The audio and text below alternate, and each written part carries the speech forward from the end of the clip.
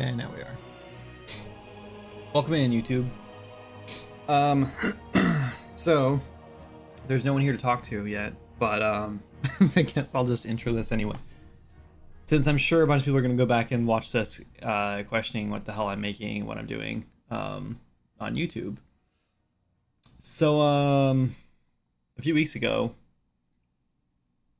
I started working on, I started thinking, brainstorming up some stuff after playing a lot of WoW recently, and started thinking, it'd be kind of cool to like make like a classic WoW kind of like MMO.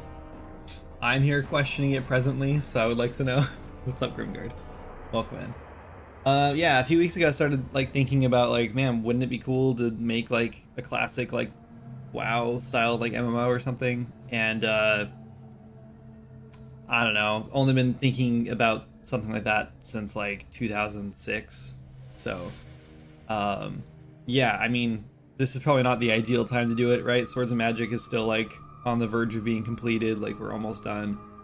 And I have Seeking Adventure, which I'm talking this week with a publisher about, so like that's going on. But I just couldn't help it. I just kept thinking about it, and I was like, I wonder how much work it would actually be to like build an MMO. And I started like kind of like comparing like what the difference was between what we made in Swords and Magic versus an MMO, and like how much extra work it would actually be. And don't get me wrong, the back-end stuff has been kind of tedious so far, but we're using a tool called Redwood, like a framework made by Mike Cease, who's actually been working on Swords and Magic with us for a long time. So it kind of like the stars aligned there, and it was actually super easy to set up, relatively speaking. And so I did it. It's like set up now. We're working on Steam authentication right now, so you can log in via Steam instead of having to like register your own account via like some other third-party thing or something, which is kind of handy, at least for now. And yeah, there's still lots more stuff to do on the back end, but yeah, we don't even really have like fully like fleshed out plan for like the game or like setting or anything like that yet. We know it's gonna be like very high fantasy, we're very much leaning into like World of Warcraft sort of vibes, like classic WoW vibes. So yeah, so this is kind of like an unofficial like announcement, I guess, stream, because last time we've been talking about this for the last few streams and talking about the potential of it and maybe how we might do it. And now like this last weekend, yeah, pretty much like almost all of last week, like after Witcher's Leave launched, I've pretty much been working on this almost exclusively. And I brought on two more people to help with it, including Moz, who is the original programmer on Swords and Magic, who brought us from single player to multiplayer, so it only seemed fitting to work with him. And he's also super big on MMOs as well, so like, I don't know, the stars kind of just aligned there. And then also Golfer, who is a big part of Swords and Magic, who's been doing a lot of like the like more, I don't know what you call it, like educational, I guess, videos as far as Swords and Magic goes on YouTube, and has been a big part of the community for a while. Wait, MMO, Moz is back? What changed? I just joined. What's up, Malikin? This is not Swords and Magic. This is a new game. We just started working on it. It's very much still in the prototype phase. We're kind of just playing around with it to see what feels good, and see what we want to do. This is like this is all like blueprint stuff. We're going to be doing a lot of C++ backend stuff to get things running really nice and smooth. I don't know, I just feel like I've been working on Swords and Magic for 7 years now, almost, no, 8 years, I think. 8 years. It's been live for 6, I think, now. And this is the 6th annual Witches Eve festival going on right now. And after every single update now, I burn out like crazy on Swords and Magic and can't work on it for like a few months. At least a month and a half or so. And so I've just decided this time for the burnout, I'm gonna work on something fun, something that I've always wanted to work on. So just kind of playing around with an MMO idea right now. It's gonna keep it pretty small and simple as far as MMOs go. We're very much leaning into like classic MMO kind of territory. So yeah, And yeah, Moz is back. Moz is only working on this MMO, not Swords and Magic. No one else is helping with Swords and Magic. This is all a separate project entirely. Swords and Magic is still gonna be worked on, but for a while now I've been saying that it's turned into a passion project, and it's turned into like a, when I feel like working on it, I'll work on it, because it doesn't pay our bills anymore. So it's no longer a full-time job for me. When it was paying all our bills and it was our only income, then it was like, yeah, this is what I do, right? Small, simple MMO. I don't think it's a misnomer in the case that there are large, complex MMOs and there are simple, small MMOs. I can't say it's a small, simple game. That's definitely a misnomer, right? You can't have a small, simple game and an MMO, but you can have a relatively speaking small MMO. But yeah, I don't know. I'm sure of course this is going to balloon in scope. It's going to like be a ton of work. But the more I think about it, other than the back end stuff, if you took all that away, right, which is a lot of the work, a lot of it for MMOs, like a lot. If you take all that out, we're basically just making another Swords and Magic, right?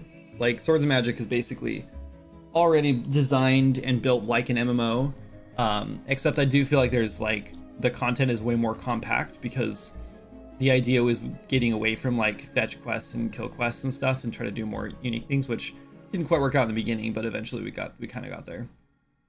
In this case, like we're planning on like spreading out our content a lot more, bigger areas to explore, a larger world obviously would have to be a thing, and then just more simplified content, a lot more structured content. So it's not so much like Swords and Magic. The biggest problem is like a lot of our content is like unique, so we built a whole lot of like very unique, I guess, bespoke content. So like each zone has like bespoke like mechanics that you don't see anywhere else in the game, and that was like very expensive and long-winded to build, that kind of stuff. So did not have Twitch downloaded, but I was watching the whole thing, and what an exciting announcement. So yeah, this is kind of an unofficial announcement. We're still in the prototype phase, so at any given moment this could just be like, well, this isn't gonna work, you know, and we could ditch the whole thing. Like, so don't get too excited.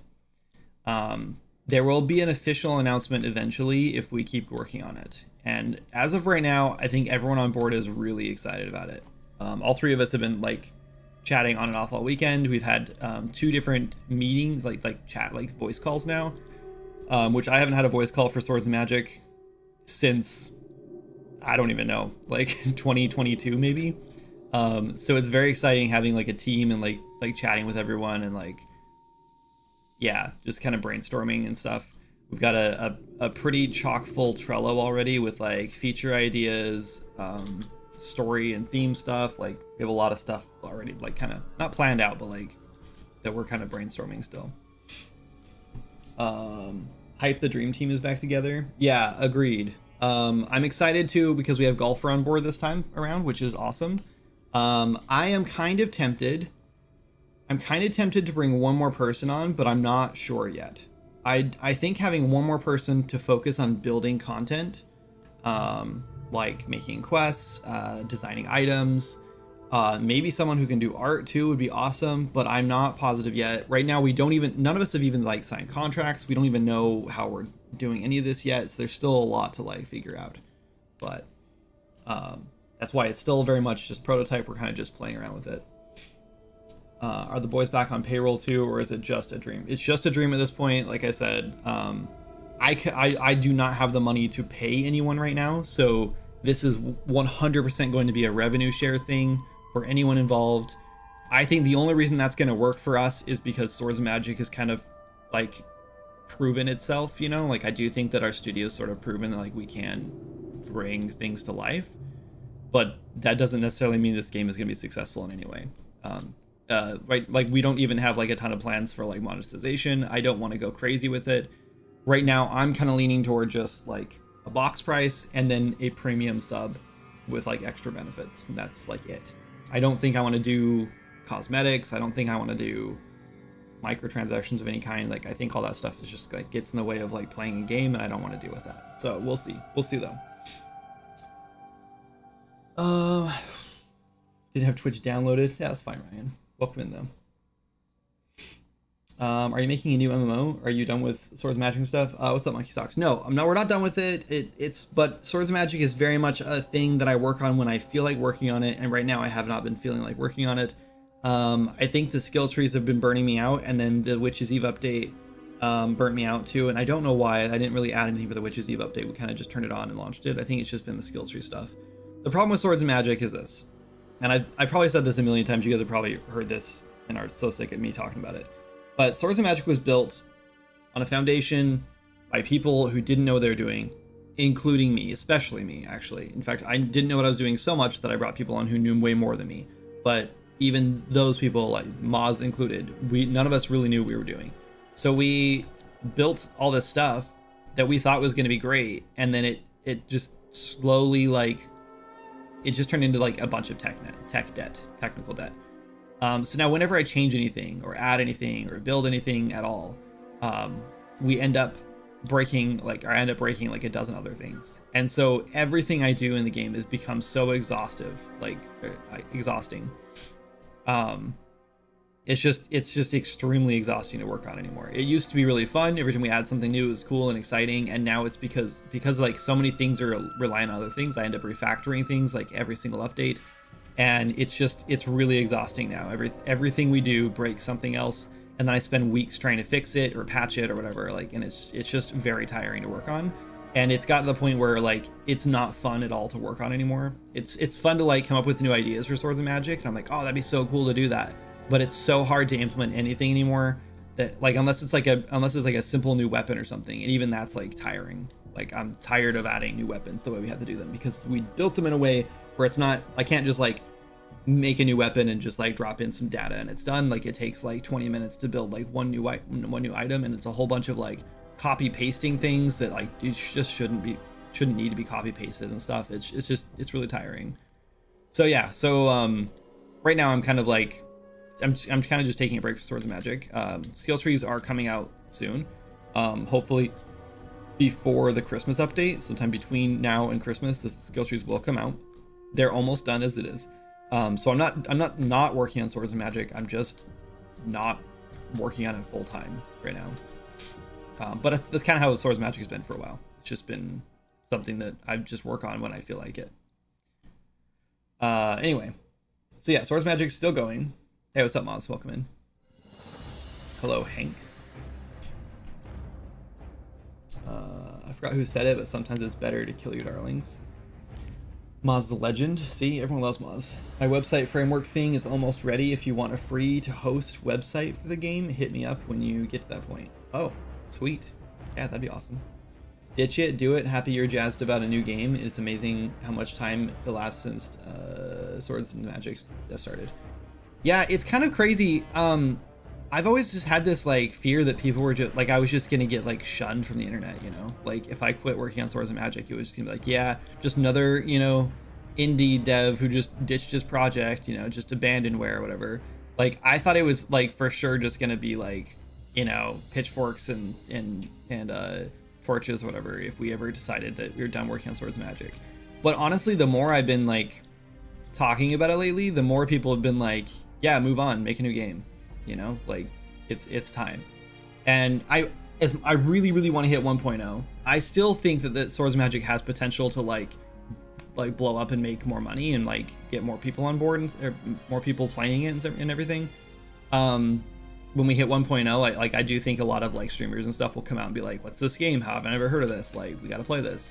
And so I do think it'll make more money and everything. And like that's kind of kept me going a little bit, just thinking like, well, maybe this will actually like, you know, fund my kids' college fund or something one day.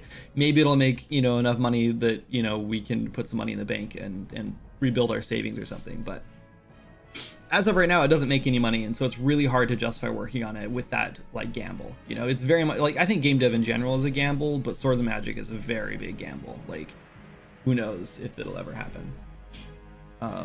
So it's I don't know, so it's kind of scary like investing a bunch of time working on Swords of Magic trying to get to 1.0 with this like maybe we'll actually make some money and it'll be worth the time and effort.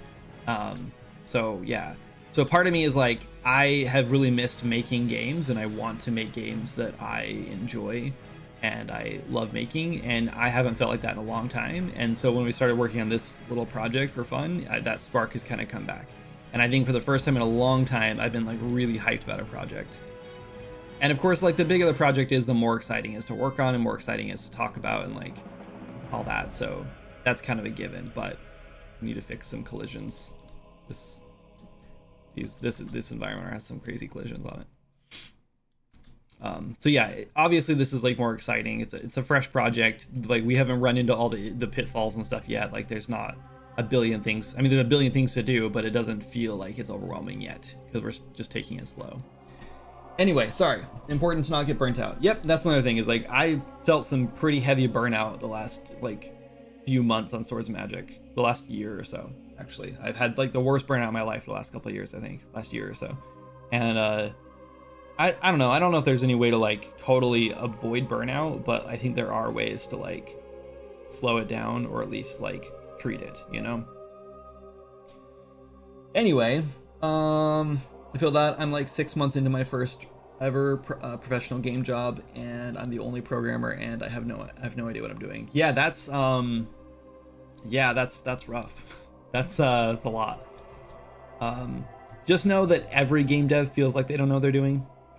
Like I don't know a single person who thinks that they just like have it all figured out, other than like people who just started, right? And they're like at the top of the Dunning-Kruger curve. But yeah, like I think a lot of us are just kind of like, we don't really know what we're doing, we're just winging it. And that's how I feel with this project too. Like I have no idea what I'm doing. We're just figuring out. Like the last 2 days I was like so excited to sit down and work on this quest system, because that's kind of what I've been working on lately, is like the back end for a quest system. And the like all day yesterday I basically spent just talking to GPT, Googling things, reading like Unreal Engine docs, talking to Mike about the Redwood backend stuff, and like trying to figure out a good way to handle like all our data, because it's a lot of like work to like figure that stuff out with an MMO. It's not as easy as like in like an RPG or like a single player, or even like a multiplayer like RPG. Like an MMO has like a live server running like all the time, so you have to figure out how you're going to handle all that data. And so yeah, just like the planning process is a whole lot more complicated for this project than I'm used to. Anyway, Kindred software, yeah. I'm currently playing Clair Obscure myself, not too far, just got to the Ancient Sanctuary. I have no idea. I know what Clair Obscure is, I've never played it. And no, you have to do what feels right for you. Cool. Yeah, those people don't have to pay your bills and feed your kids. That is exactly right. Yeah, we have a lot of people who like hate how like where the project's gone. Maybe not a lot of people, a handful of people who hate where Swords of Magic has gone, and I just feel like, who cares? I don't know. I don't know. I think Swords of Magic is very impressive for what it is, and I actually think it's a really good game. It has a really good review score still on Steam, and I think people really love it, and I really do want to finish it and like deliver the things I promised. But also, like, you know, I feel like when you start making games, when you get into game dev and you start making a game for like, this is like my first like Swords of Magic was my first like 3D game, right? My first actual like professional game I've ever made. Like I've never made anything of that scale at all before, so I sort of feel like expecting people in that position who have never done that before, and like seeing what I was seeing, I was like, well, yeah, this will be easy to build all this stuff. Like, yeah, I can promise 8 zones and I can promise all this, because it took us, you know, only you know, a couple of weeks to make this first zone or whatever. And I sort of feel like expecting all those promises to be like upheld is sort of like trying to like expect like a 5-year-old to keep their promises, you know? Like, oh yeah, I promise I'm gonna go to college, mom, I promise I'm gonna get straight A's, I promise I'm gonna get a good job, and I promise I'll take care of you. And then life happens, you know? I don't know, there's just a lot that happens between the beginning of a project and where we're at now with Swords of Magic that like it was very much unforeseen. And it's like the Steam port, or I mean the Switch port. Like, we promised a Switch port. Yeah, well then we made the whole game and we went, oh, this is not gonna run on Switch. Like the second we added like a second, third zone, it was like, we can't optimize this in a way that like works for 16 players and can run on Switch. We'd have to build a whole tether system. Like, we'd have to like really disrupt the game and like the vibe of the game to get it to run on Switch. And I just don't think it would be worth it. So like things like that got dropped. Adding all those zones would literally take another 10 years for me solo. Like I can't do that, you know? Like it's taken us, like we had 3 zones half complete when we launched the game, and we launched with the first zone when we were planning on launching with 3 zones and then finishing up the other 5 during early access. And we were planning on being early access for 1 year, right? So, and we had 3 zones half done. We ended up just launching with one zone because we couldn't finish the other 2. The second zone took, I think, 2 years or 1 year of early access just to finish up the second zone, which was already half done. And then the third zone, which is Bone Reach, has still not been done, and we added Windless Woods instead because that was supposed to be part of the second zone, and we cut it in half. So we really only released half a zone. And then we released, I did Delver's Pass because I was like, I needed something new. I just had to do something different. I really wanted to add Delver's Pass in. Probably a huge mistake. Shouldn't have touched Delver's Pass. Should have just closed up those exits and just done Bone Reach and like finished the game and call it finish. But like that was, I just had to do something different. That was like a sanity update for me.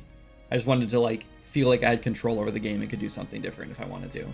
So that's what that was. And then we still don't have Bone Reach done. Like I haven't even started working on it again yet, like at all. So yeah, I don't know. Things got out of hand. Anyway,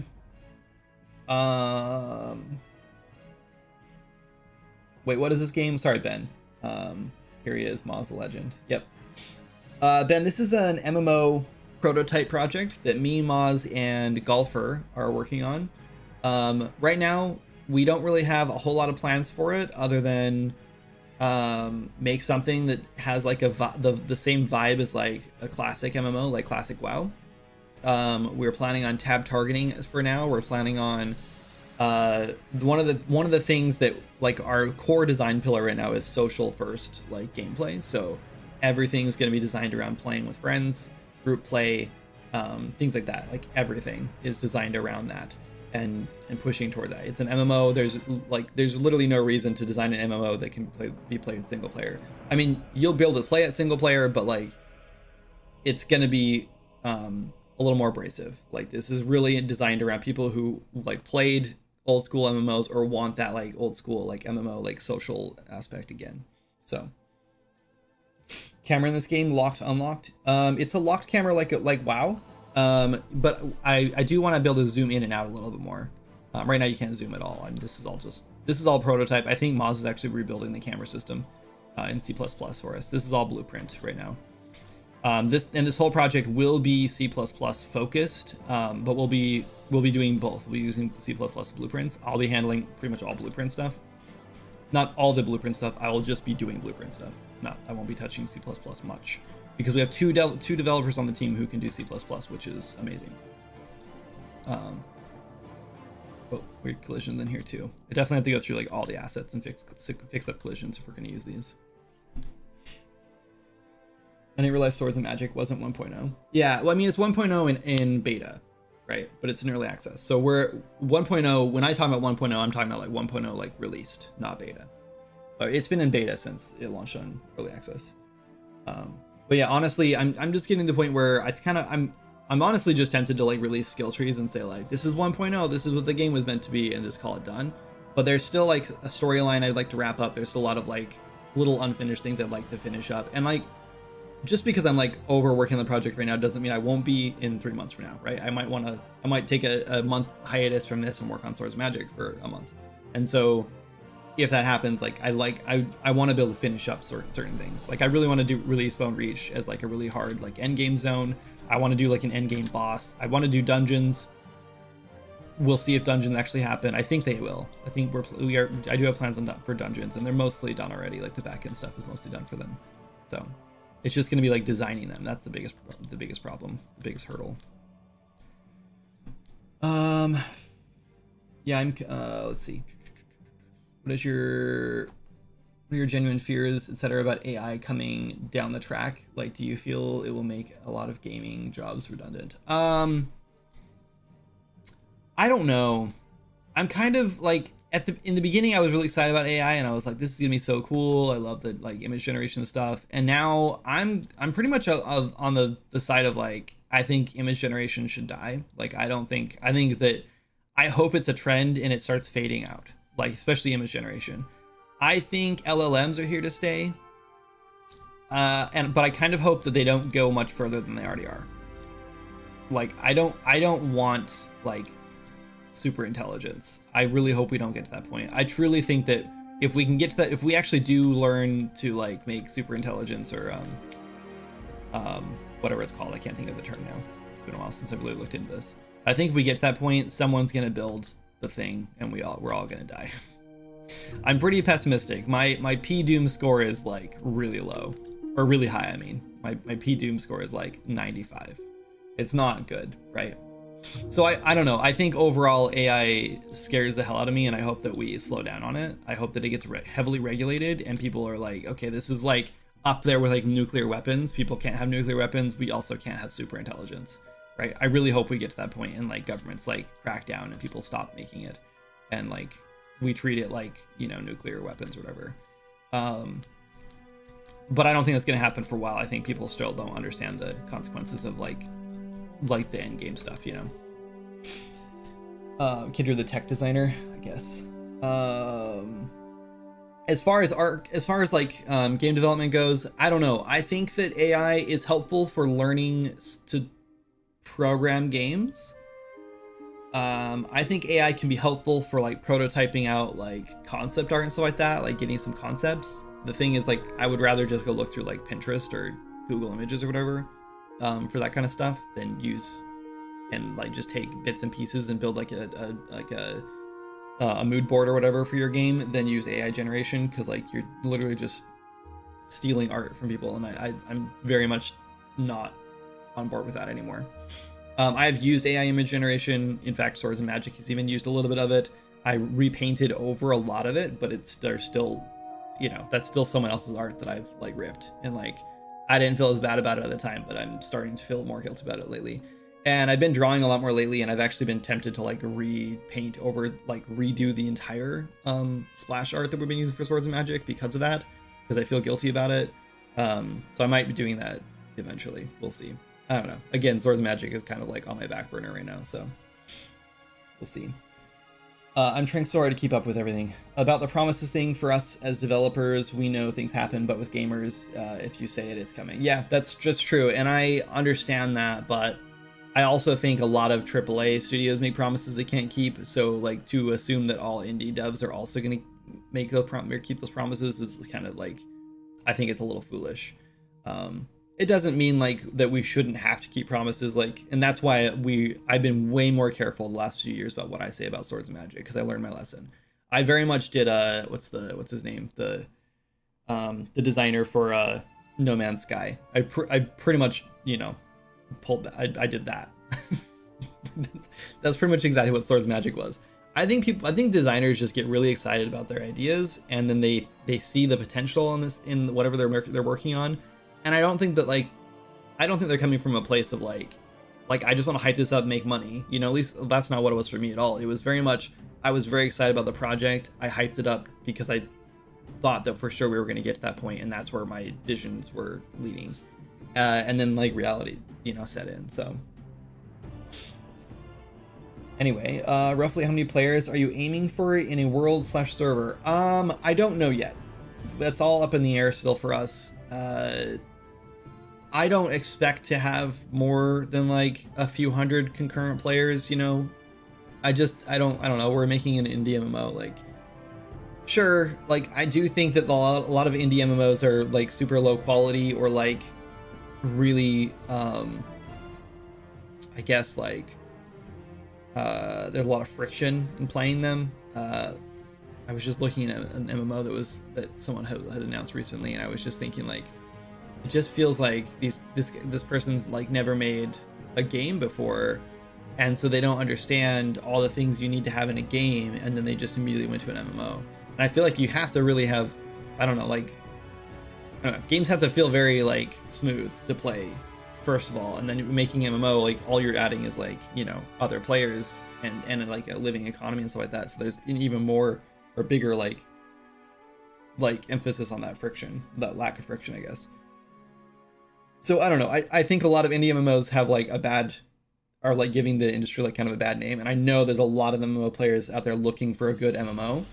And I feel like we can deliver something like that. We just have to keep things in scope and be smart about the decisions we make. I love how RuneScape does their voting system, and I'm leaning toward doing something like that once we launch this. If we ever launch this, who knows if we get that point. I think having like a voting system to like add new features to keep the game in the scope that we want it in is a really good idea. Even though this is not like a re-release of an old school MMO like RuneScape is, or like WoW Classic is.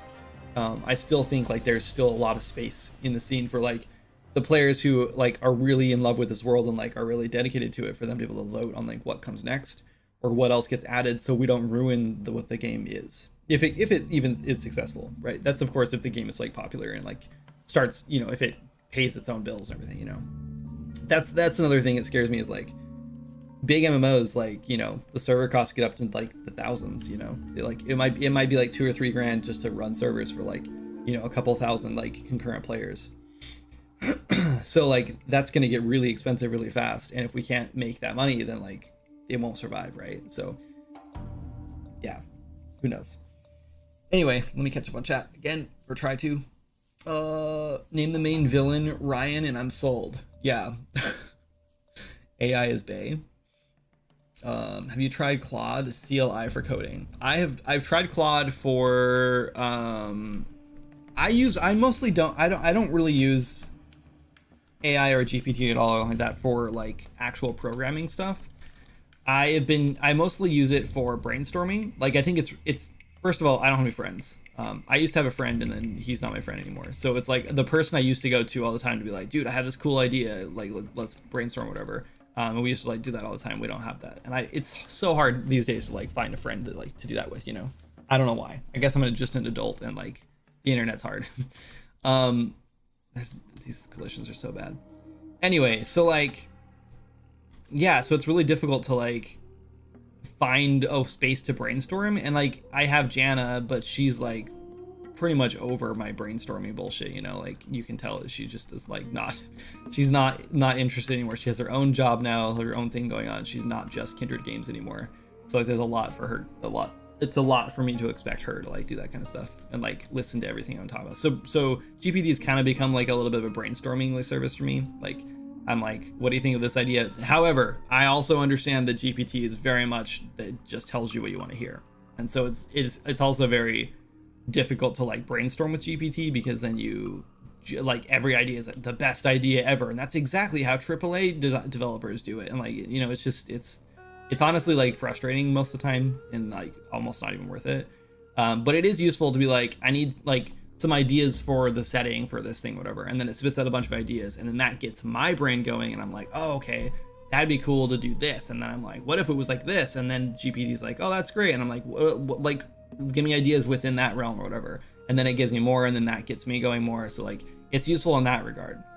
But yeah, and it's also kind of useful for like structure for like game programming. So like instead of like asking it to write code for me, I will ask it like, I need to design a system like for an MMO, for example. I want to be able to edit data on the fly or whatever. What's the best way to structure my data to do that? Should I use data assets, or should I use a data table or whatever? And then GPT has decent ideas. And the best part is when you say like, can you check online and find sources where people are using this, or things like that, right? Because then it like has to double check its work by finding resources online. However, that's not always the case either. Like recently I asked it to like look up instances where MMOs or MMO devs have built backend services so they can do hot fixes rather than reloading or like redeploying a whole new like server patch or whatever for players to download. And surprisingly, it like found a source, and it was like, here's a source. And I was like, oh, okay, cool. There's a bunch of like articles written about how like MMO devs are like doing this. They can like make patches on the fly and not have to redeploy their server or whatever. And so I clicked on the link just because I wanted to read through it, and the article was nothing about that. It was totally out of context. But like it said something about how they put systems in place to handle that kind of stuff or whatever. And so out of context, it sounded like that's what it was, but it wasn't actually that. So like even that kind of stuff, like you still have to double check GPT and like these LLMs, because like they just find stuff out of context sometimes, and it just to match what your what am I trying to say, your vision or whatever. It's very much an echo chamber, so you have to be careful. So anyway, I like AI, and I do think it's useful, but I think it has a long ways to go before it's like infallible, right? Like where you can actually trust it. And I honestly don't even know if I want to get to that point. I don't know if I want to get to a point where like you can just trust the AI and like it's like it's right.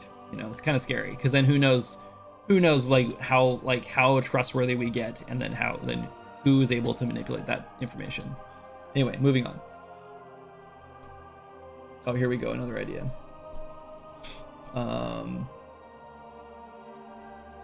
Image generation is just too easy for it to die. Yeah, that's what, but I hope that we get to the point where like copyright gets really strict. Like, for example, I literally can't like release a YouTube video with like 4 seconds of audio from a music track, right? And what happens is, if I release audio, or if I release, let's say I release a devlog and I have, Rick Astley's song in there or whatever, right, for 3 seconds as a joke, all of my money, like all the money I get that I would have got, let's say I would have made $200 from that video over the course of 6 months. I won't. Like, I haven't released a YouTube video that made $200 in like, I don't know, 5 years probably. But let's just say I was gonna make $200. All of 100% of that $200 would go straight to Rick Astley, right? Or the people who own his music, license his music, right? Like, I would not see a dime of that. Even if I did 99% of the work in the devlog, I made an entire video game to showcase this thing, and then I put in 3 seconds of that clip. Like, the copyright industry has just like come down so hard on that it's like impossible to just borrow some music just to make a joke, right? Even if it's transformative, right? These days, like, you still like lose all of your revenue from that stuff. So I hope that, I don't think that image generation is going to go away, but I hope what happens is they somehow find a way to like lock down on that, so it gets to the point where it's like, well, geez, anytime I try to use AI anywhere, they just take all of my money, so like there's not even any point to use generated images, right? I hope we get to that point somehow, so it just kind of becomes like a novelty thing you do, or something you do for fun, and we stop, and everyone and their dog stops trying to use it to make money. Like, the thing that really irritates me is I used to go to Pinterest all the time and look up like screenshots for stuff or whatever, or like you just go to Pinterest and look up like, hang on, let's test it. Hopefully I don't get a bunch of garbage ads, because Pinterest is really good at showing you like half naked women too all the time. Let's just do like fantasy character design. Let's see if my point is like proven like immediately. So I used to do this kind of stuff all the time. Looks like my ad blocker is blocking a lot of stuff, so that's good, I guess. But then you end up like clicking on something. Let's like here. This is a good one because I found this like a million times. Let's do low poly character. And you're like, oh, this is really cool. Yeah, I already know, I guarantee. So I'm click on this one. I'm like, this is a really cool character. Neat. Look at this guy. And then look at all these. Oh wow, there's so many. Like, this is really inspiring. I want to make all this stuff. And then you start clicking on these things, and you realize really fast that every single one of these is AI generated. Like, this is AI generated. Look at this sword. What is this? There's no handle. This is AI generated, 100%. Like there's so much of this shit, and it's so frustrating, because it's like, I want to see real art by humans. Like, I don't want to see this garbage AI generated stuff. And it's getting harder and harder to tell like like, is this AI? Is this not? And I just hate that. That's what I hate.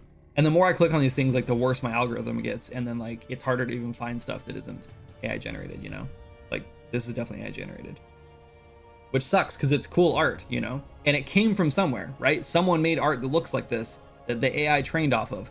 I want to see the original art. I don't want to see this garbage. But you can like tell there's always like these weird discrepancies. Like, look, like, why is this sword so short? Like, there's weird little things you notice that this is definitely AI generated, and you can see like the oh my god, what I'm trying to say, the polygons here, like the edge work here, because like this was not in the design. No one designed it to be like this, not right on the edges anyway. I don't know, it's just frustrating. So I that's why I hope that the AI image generation stuff dies, because I'm just sick of it being like, I'm sick of the imposter, like, I'm sick of like seeing the AI generated stuff when I want to see real stuff. And I like it, even if it's like gets really, really serious about flagging it, like, this is definitely AI generated, then that would be fine, I guess, for me. Or if it just like had to be like watermarked or something as AI, then that would be fine for me, I guess. I just want to be able to, like, I don't want my kids to grow up not knowing what images are real and what aren't, you know? Like, that's scary to me. Like, if my kid, like, searches a picture of a porcupine and, like, they're all, like, have these giant beady eyes and, like, are, you know, drinking coffee or whatever, it's just sort of like, my son now thinks that porcupines, like, love coffee. You know what I mean? Like, that's weird to me. They don't know the difference between a real photo and AI generated one. Sorry, anyway, off this topic. Moving on. Skynet is coming, mostly AI produced. I'm so far behind in chat. Sorry, guys. It's so weird. I went live this morning and I had like one viewer for like 10 minutes and I was like, this is going to be a dead stream all day. Like, no one's going to be here all day. I don't stream on Mondays. This is a random stream time.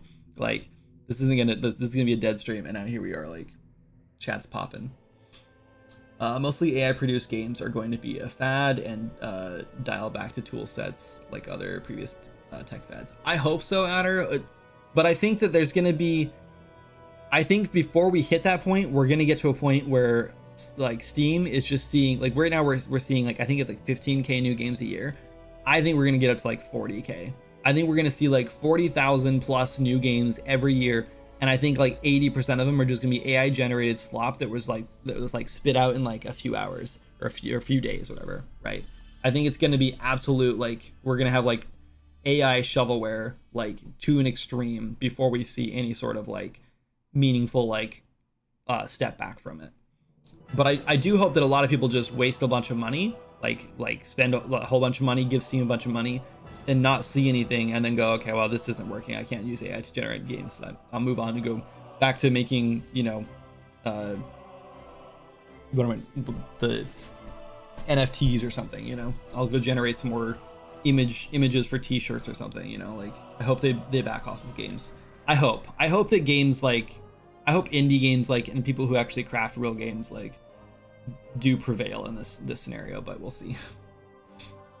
I've been learning a new language, and while I go with a more traditional method, I've seen a lot of other language learners basically using ChatGPT as a tutor, as they can translate well enough between languages. Yeah, I think that, like, AI definitely has use cases. Like, I think AI and like medicine and stuff like that, to like iterate on things, to like learn more, I think that's huge, right? That's like, we should definitely be leaning in on that kind of stuff. It's just kind of scary in day-to-day life sometimes. Indie MMOs struggle with content because you lack the manpower. Content takes so much damn time. Yes, and I agree, and I've learned that. I feel like we've learned that lesson, right?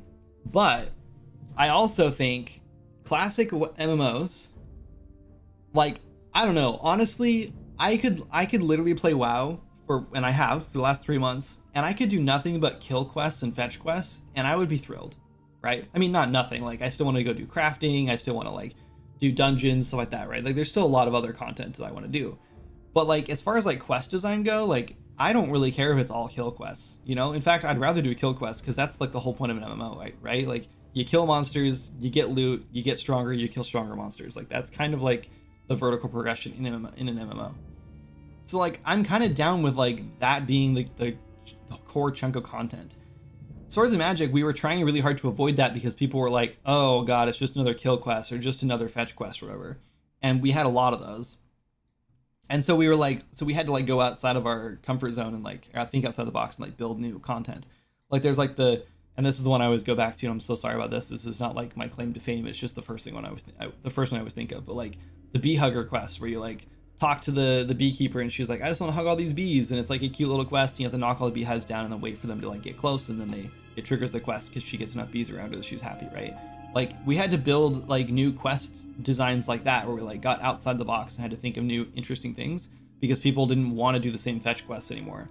But I feel like in a social MMO, when you're just like grouping up in like a party and like killing things, like that's the best kind of quest, you know? Especially because like kill quests like that, you can kind of just spread out and kill like 10 enemies at a time, and then like you check it off real fast. That also kind of means like the faster you can do those quests, the more quests we got to do. But like, how hard is it to say, oh yeah, go kill 10 of these things because they're annoying our farm or whatever, right? Like those quests are so easy to build. Another thing is with Swords and Magic, every single quest was a dialogue heavy, choices heavy quest, right?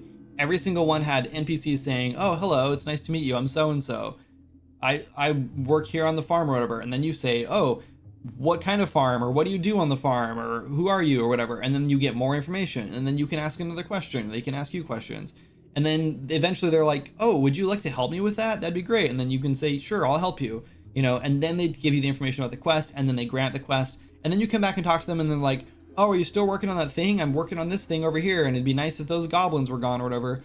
And then you come back, and then you go fight the goblins, and you come back, and then they're like, oh, the goblins are gone. That's so great. Here's the quest reward. And then you talk to them again. They're like, man, it's so nice those goblins are gone. They've been gone for a while. You've been really helpful. Cool. Or they might have another quest, right? That whole like conversation thing takes like an hour and a half to 2 hours to like build out, right? And then you got to build the quest on top of it. You got to figure out all the dialogue choices. If you want to drop some lore in there, that's another 20 minutes, 30 minutes of like writing dialogue and making sure it all fits. Then if you have typos, you got to fix all that. With World of Warcraft quests, they literally just say like, here's the quest, accept, right? Or it can say like some generic dialogue, and then here's the list of quests they have. You click on one, and it pops up and gives you the quest text. That's literally all the context for the quest you need. You click that, that's what shows up in your journal, the exact same dialogue, exact same text. And then when you come back and turn it in, there's one like small like snippet where it's like, oh great, you've done it. And then you click complete and get your reward, and then it goes back to the original text, right? That's pretty much it. Or it might have changed, who knows? But like, it's not a whole dialogue like discussion thing like it is in Swords of Magic. So I think building quests in this game is going to be so like a breath of fresh air. It's going to be so easy to just knock out a quest in like 20 minutes, right? 10 minutes maybe, to like say, oh, let's make a quest over here where this guy is like, you know, maybe he's hurt or something, and there's a bunch of wolves around, so we can't make it back to town, right? So you put a guy on the ground, put him in an animation pose, whatever. He tells you, oh, could you help me find my way back to town? Just clear out these wolves so I can get back safely or whatever. And then it's like, kill 10 wolves, da-da, and then here's the quest rewards, and then that's it. And he's like, great, I'll make it back to town as soon as I bandage my leg or whatever. You're done. That's the whole quest. It's finished, right? You don't have to do a bunch of dialogue like branching. Another thing in Swords of Magic is we have a whole bunch of like these what we call event tags or world events, which are like tags you can get for like, so let's say you talk to an NPC and they're like, oh, what color do you like? Or what's your favorite color? And then you pick a color, right? And then it gives you a world tab that says like, told so-and-so their favorite color, whatever. It could be probably shorter than that, but still. And then later you can talk to someone else and we can find that tag and then reference it, right? And say, oh, you talked to so-and-so, my favorite color is blue too, or whatever, right? And that's cool, we can do that. Like, it's nice having all that like potential, but it takes so much effort. And we do it with quests all the time where it's like, oh, they did this part of the quest, and then we can hook that into, oh, this part of the quest. Okay, they did this part of the quest. And like, we like hook into that, and it gets really overwhelming. And then what happens if you abandon the quest? Well, all those world events are still lingering on your character, which means it breaks it. So next time you go to try to start the quest again, it thinks you're on a different part of the quest already because you already have that event.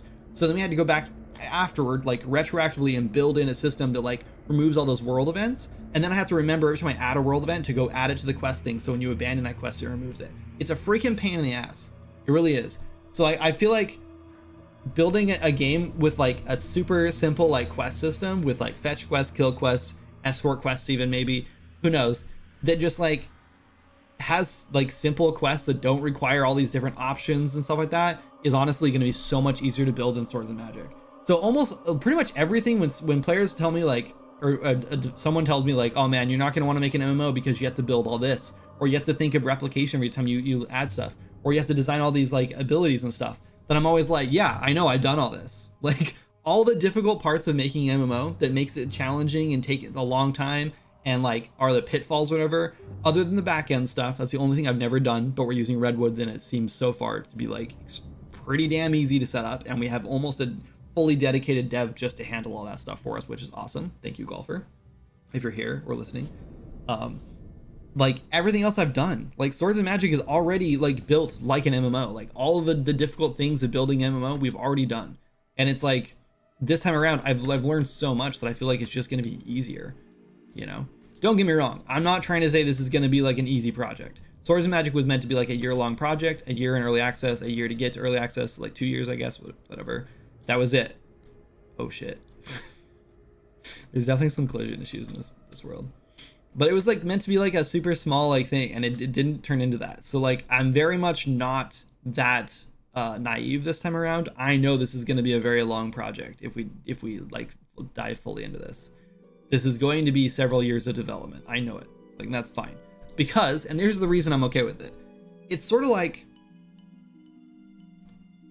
a dream job, right? Like if you I don't know this, I can't think of a good example of this, but basically like my whole life I've been making games because I've wanted to make an MMO, right? Since I was like 2006, I would just graduate high school. I was like, man, I want to make an MMO. And I sat down with some friends and we planned out this huge, massive MMO on paper. And we're like, let's build this. And then someone tried to teach me how to like pseudocode so then they could like code it. And after like an hour of like doing pseudocode, I was like, this is going to be a lot more work than I thought it was going to be, like code a video game. I didn't think this was going to be like this complicated. And I gave up, right? I found RPG Maker shortly after that. And I started making an MMO and RPG Maker too. And that was also like a huge mess and like way more work than I expected it to be. And I couldn't do it, right?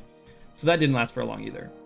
But like, then I started making littler games because the entire intention was like, I'm going to make smaller games so I can learn this stuff. Because I just love making games and I love the idea of it. So I wanted to make smaller games. And then eventually I want to get to the point where I can make an MMO. And I just feel like Swords of Magic was like the perfect like entryway into that. Like, I don't know. I'm okay with this taking a long time because this is what I was trying to get to, right? Does that make sense? Let me catch up on chat. Sorry. You're definitely on the fast track to 40K games a year within a couple of years. What? Oh yeah, we're definitely, yeah, the Steam. Yes. Sorry. I thought you meant me making 40K games and I was like, I don't know what the hell you're talking about. Will you, sorry, I'm trying to catch back up because I think I scrolled down and passed and missed a bunch of stuff. EDM will struggle with content. That's the last thing I read. My bad. We can be your friend, Kindred. Okay, thanks, Monkey. Here we go. Another idea. If you ever want to talk or just chat, or idea generate, just ask us. Yeah, I try to do that. I've been trying to do that with more in Discord. Sorry, I was not trying to like sob story about I don't have any friends, guys. I'm pretty much just like every other adult who doesn't have any friends. I don't think it's a big deal. Oh, my beard is getting so long. I'm trying not to. I was like, I was gonna do no shave November, and I was like, but my beard like grows so slow that like no shave November is just sort of like what I do every month almost. So I was like, maybe I'm not gonna shave in October either, and try to like actually grow it out like longer, like much longer, just for fun, just to see if I could do it, because I've never done it before, and it's already so like driving me nuts. I think I'm gonna have to trim my mustache at least. It's like getting my mouth that's driving me nuts. I hate that. Anyway, one of my favorite indie MMOs with Albion Online. Oh yeah, I love Albion. They launched with sub 5 people, now over 80. Although they had a genius networking guy who wrote his own networking stack on top of Unity. Yeah, I like to think we have a genius networking guy too that handles a lot of the backend stuff for us, but we'll see what happens. Cloud CLI will ingest your project, and it's insanely good at coding. I don't think it'll work for Unreal Engine though. Not Swords of Magic, for Unreal Engine, because of blueprints. I don't think you can read blueprints. Because I think Unity has something like that. It might be Claude, I don't know. Unity has something like that too, that like you can like put your whole, it's like your whole Unity project, it like learns the whole thing and then helps you code it. And that's awesome. I like the idea of that. I don't know. I kind of think that like, part of me kind of thinks that AI is sort of like the future of like software development a little bit. Like, I don't know if I love it, because like it does suck that like people like spent their whole lives learning to code or whatever, and now like AI is just gonna do it for them. But I sort of feel like if there's any like AI future that I'm okay with, it's sort of one where people can just sort of generate software that they need on the fly without having to like spend years like learning to program or whatever. Maybe, I don't know. Maybe I'm not even like okay with that. I don't know. I'm kind of up in the air about it. We'd be the first game dev to make an MMO with ragdoll physics. I want a Leroy Jenkins situation, but with a fireball that launches you across the map. No. The reason that MMOs don't have ragdoll physics typically is because ragdoll physics are really difficult to replicate. They're very expensive. You probably know that. But yeah, like, so if you want your ragdoll to look the same for all players, that's really expensive. If you don't care if it looks the same for all players, which most people don't in games, most ragdolls in games don't look the same for all players. They end up in the same location, like the core location of the character is the same, but the way the body moves is usually different. We could do that kind of stuff, but I don't know. I'm kind of the opinion that we just do like pretty, I don't know. I'm actually one thing I do want to do with this game is have a more serious tone. It doesn't have to be super serious. Like I don't want to go like Dark Souls or anything like that. But I want to kind of take like World of Warcraft and then just kind of dial it up like a little bit. And World of Warcraft has already dialed up a lot from Swords of Magic, right? Swords of Magic is very much like almost like Animal Crossing, you know, like level of like, oh, this is cute and fun and goofy, right? And then dialed up a little bit when it comes to more serious stuff. Like there are some like more serious tones in it, but not super serious. It's like kids TV show serious, right? But I feel like this game I want to go like higher. I want to go way more. That's why like we don't have giant heads. We're not going to do giant heads. We're going to do like less cutesy looking characters. In fact, this is kind of level of characters we're aiming for. I don't know if we'll use these characters specifically, but we're going to look around this style and quality. God, I'm talking so much. Sorry, I feel like I'm like, I don't know. I feel like I'm wired or something. I'm not. I'm just excited. I think I'm just excited about working on something new. So, sorry about that. AI is a suggestion at best right now. Rarely are you getting much beyond basics. I get more broken code than functional code unless I use very specific prompts, which negates me asking AI to write the code in most cases. Yeah, that's kind of how I feel with blueprints too. I can literally ask GPT about blueprint, like how to make something in blueprints, and like it usually lays it out for me okay, I guess. But if I try to like follow it, especially with material stuff is like way over my head. I don't know why I cannot wrap my head around materials in Unreal Engine. It's just not how like my brain works. I can't think of things in like a 0 to 1 like pattern like that. It's just weird. Like I understand the concept, but it's like I can't visualize what the hell it's doing.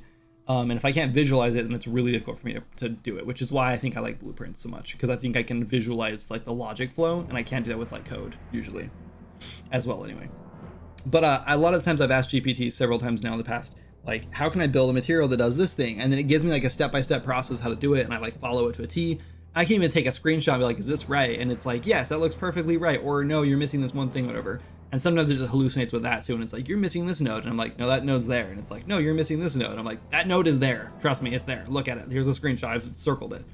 But yeah, then I'll plug it in and hit play, and it doesn't work at all like how it's supposed to work. And it's just like, yeah, I don't know why I'm trying to ask GPT how to make a material. This is stupid. So yeah, I've learned my lesson with that kind of stuff. Like, it's not always the best. I would have been better off just going into YouTube and like finding a tutorial on something similar and then tweaking it how I need. But sometimes like you can't find that, you know. Sometimes it's or maybe just going to like Discord, to like the Unreal Source Discord channel or whatever, or server, and asking there. Anyway, we're in the age of slop. Yep, for sure. YouTube will even mute your content if you use your own recorded music. Oh my god, I'm so far behind you guys. I'm so sorry. As exciting. What is this? What's up, Arrow? Sorry. How many years did you work on it in the end? Swords of Magic has been worked on since I started in late 2017, and I started streaming early 2018, and that's when it really started like being a serious print thing. So yeah, it's been 7 years. It'll be 8 years. It was 8 years this month. So 8 years of development on Swords of Magic. Can we make a prison sim MMO after this one? I've honestly, I always thought it'd be cool to make like a GTA style game where that takes place in a prison. It was sort of like sim like. I had brainstormed ideas like that a long time ago. This is when I was watching Prison Break, the series. But I don't know, Maz. I don't know if we play our cards right with this game. I don't know if we're gonna have a ton of time after this one to make any other big games. I mean, ideally we do, right? But maybe if we play our cards really right, Maz, then we'll have like a team that fixes and updates this, and you and I can just go work on whatever else we want. That'd be nice. That's the dream, right? To like build a game that's successful enough that you can hire a team to work on said game while you work on other things, and then hire a team for that thing, and then move on to other games. Like build a full-on like AAA studio, you know? That's the dream, I guess. Anyway, the crazy part of Albion Online is that every weapon is player created. I love that. Isn't that so cool? My favorite part of that game is basically player made outside of constant systems. Yeah. What's your favorite part of making an MMORPG game? Is it the quest, the map, the bosses, or something else? For me,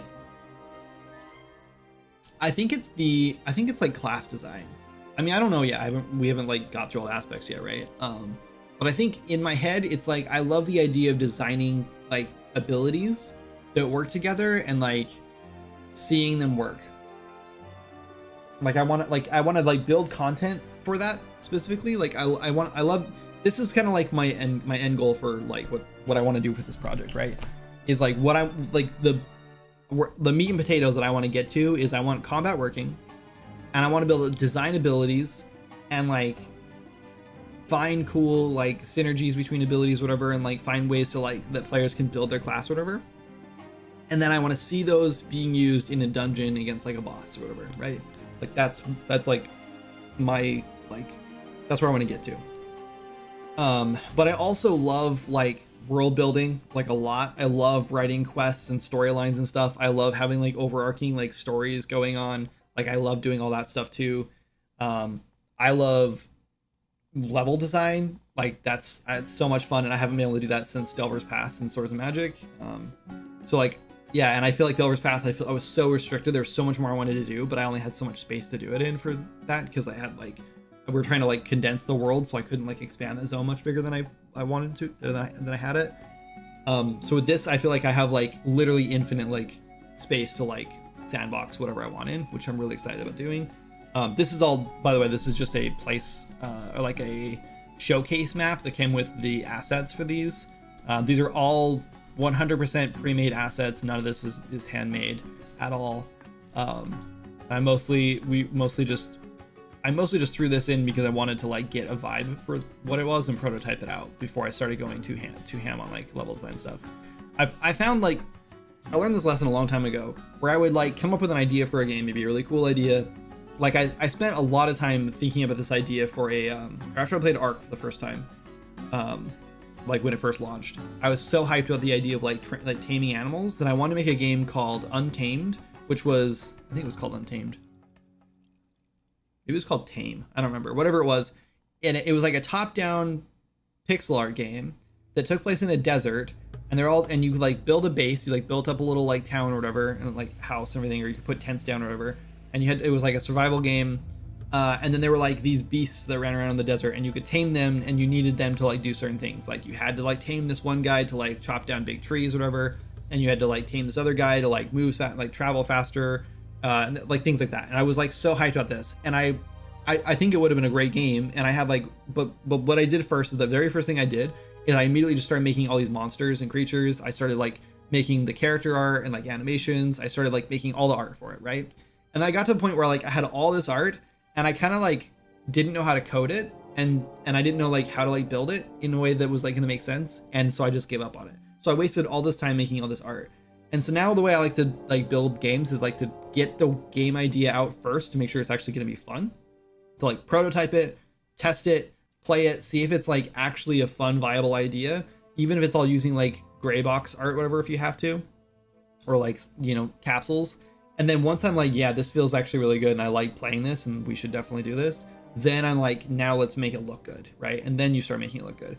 However, I think pre-made assets are so good, especially with like the Fab marketplace or the Unreal marketplace, because like you literally just have access to hundreds of assets, most of us anyway, who have been collecting them for years.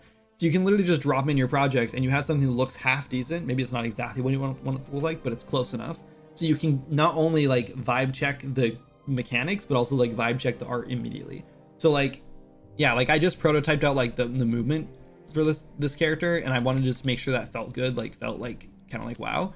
And I felt like I was able to do this in like a couple hours, you know, and I could like vibe check the world and like see like, yeah, this is a cool looking world. I want to like build in this. Like this is what I want the game to feel like. And within a few hours I was like, yeah, this is definitely going to work. And now the next thing was like, I wanted to like do like tab targeting stuff, right? Which I kind of started doing. I started doing like a selection system so I could do that. And then that's when I was like, hey Moz, do you want to make an MMO with me? And he was like, yes. And then I was like, okay, then you can handle all this and I'm gonna stop working on it and I'll work on the other things now. But yeah, like within a couple hours I had like knew what the game was gonna be like and like what it was gonna like what the vibe was, which is awesome. But yeah, Albion Online is crazy. I love the Albion Online or Albion Black Market feature, which allows players to get paid for supplying loot for dungeons based on demand. What? I have no idea what you're talking about, Son of Boo. I've played Albion Online. I probably have like 50, 60 hours in it, but I've never heard of that. Wait, is that... Hold on. They supply loot for dungeons? Are you telling me... Wait. I feel like I remember getting loot from dungeons. Like, you go through dungeons and you get loot. Or maybe you only get resources? And then you have to craft the loot from them? Dungeons drop loot that's made by players? How does that make any sense? So they like make the loot and then it gets delivered to dungeons so other players can go through the dungeon and fight the monsters that have that loot and get it back from them? The loot in the dungeon chest come from players selling to black market. That is wild.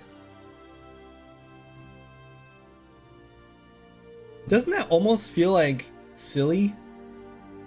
Like, think about it. Like, you get all this loot so you can go through dungeons and get resources, or go through the world and find a resource, whatever, so you can make cool loot or make cool weapons, whatever, and then you donate it back or sell it or whatever back to dungeons. So like other players can do the same. That just seems so goofy. What happens if you run out of loot? Yeah, there's also a lot of like dependency on your player base, which is something I don't want to do.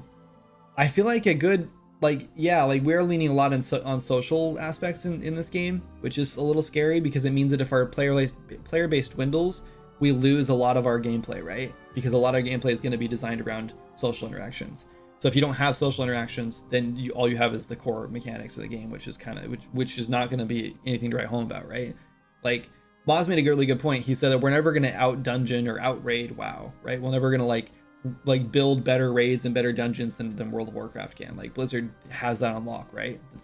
There's a reason that Blizzard or World of Warcraft is still around, is still like a top played game right now, and it's because they know what the hell they're doing. They knew what the hell they were doing, at least.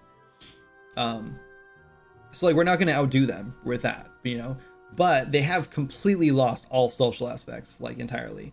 And I even told Moz this. I was like, I played from level 1 to like 80 in retail WoW the last like couple months, whatever, on almost 2 characters now. I have one that's like level 75, another one that's like 60, and that was the one that's 60 was only doing dungeons. And all 3 of those characters, actually, from 1 to 80, 1 to 75, and 1 to 60, I don't think I had an actual conversation with another human being through any of it. Like, I don't think there was ever more than like a few words exchanged between me and another player.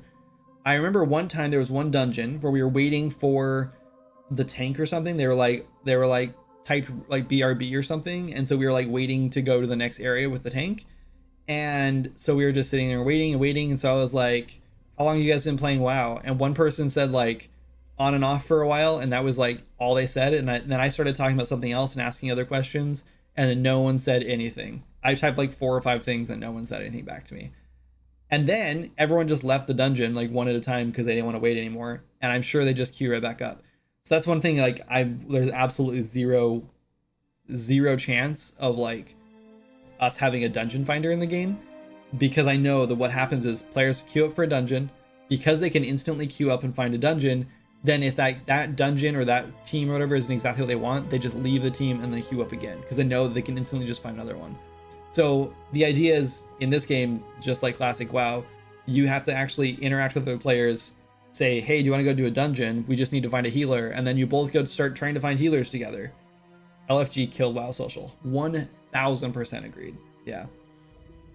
But yeah, you have to actually group up for real, because then you built that whole team, and then it's like, you're far less likely then to like abandon it, right? You're not going to be like, I'm gonna go find another group, because it took you 10 minutes to find that group, you know?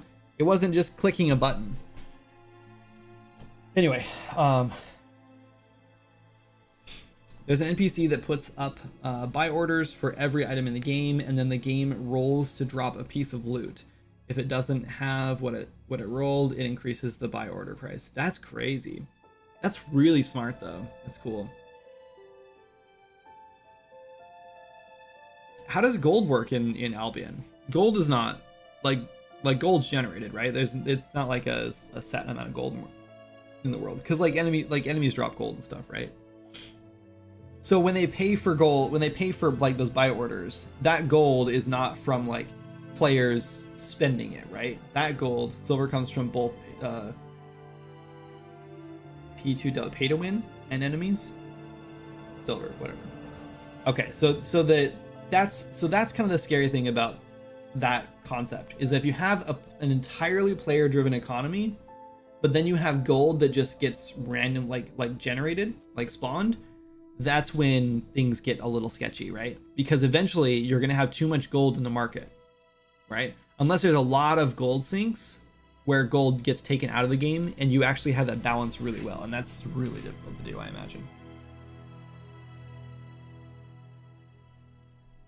Swords of Magic is a really good example of like a terrible player economy. Actually, well, yeah, I guess it is. We've gotten to the point now where players were like buying things for like hundreds of thousands of gold, right? Because you can just farm like infinitely to make, like literally farm to make resources to make like dew or whatever. And then once you've made like a whole batch of like dew, which takes like just a few hours of farming, you can make like 100k easy, like super easy. They do have inflation, but yeah, they add a lot of gold sinks, but even still inflation. They do have something called a global discount, which is a percentage increase to all silver fees in the game, like repairing gear or buying seeds for your farm. This percentage changes based on inflation. That's actually pretty cool. You know, one of the things that I love absolutely most about Albion that I remember reading is that you find rare, like, baby animals, I guess, whatever, mounts, right, that are babies, and then you have to raise them, right, into mounts, and then you sell them, and that's how people get mounts. That's so freaking cool. Like, how cool is that all the mounts in the game were like raised by other players? Like, someone raised that mount and then you bought it from them or whatever, or you raised it yourself and now you ride it, right? Like, instead of just going to a vendor and being like, I want to buy this horse, here's 10 gold. Like, how awesome is that? I actually think that'd be really cool to do in this game, something like that, where the mounts are like tamed animals that are then trained and like leveled up or whatever until they can be ridden. That'd be really cool. Feature creep for sure. Way more feature creep than just going to a vendor and buying a mount and saying, I've done it, I bought a mount. But that kind of stuff is really cool, and it's more socially driven, right? Like, because then you'd buy mounts from other people because you don't want to spend the time raising the animal or whatever, you know. They do have inflation. Okay, buying membership with gold seems to be the best thing. You know what? That is actually that's a fantastic gold sink. I actually think that's like one of the smartest things WoW has ever done. I think it pretty much killed gold farmers, right?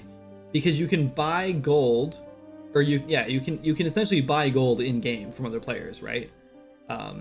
I don't know. I'm kind of torn on it. So, okay, so you're in game in WoW, you make 10,000 gold, whatever it is on Classic right now. Maybe it's like 3,000. I don't remember what it was.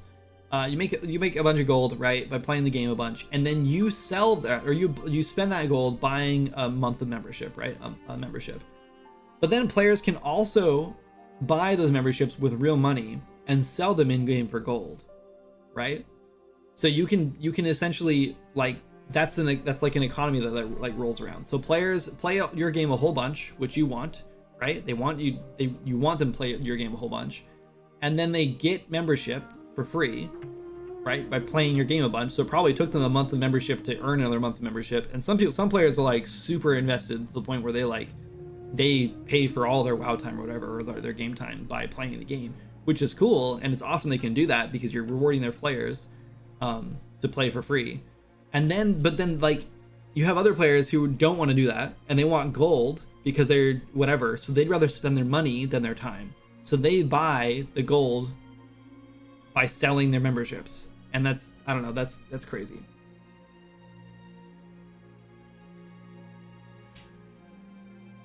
Yeah, all mounts not generated by the game, there's a few, and weapons have the player's name that crafted it.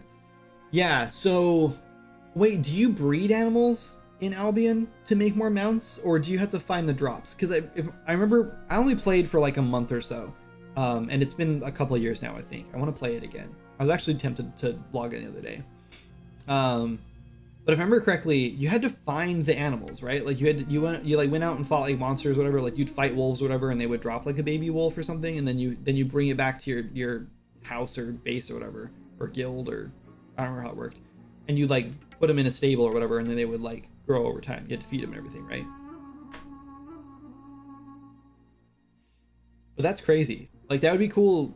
That's a cool idea to like, maybe you use like special items, whatever, and they can like, you can breed them and like create new mounts. Some mount babies are from drops, like the most expensive in the game, the mammoth. That's, yep, okay.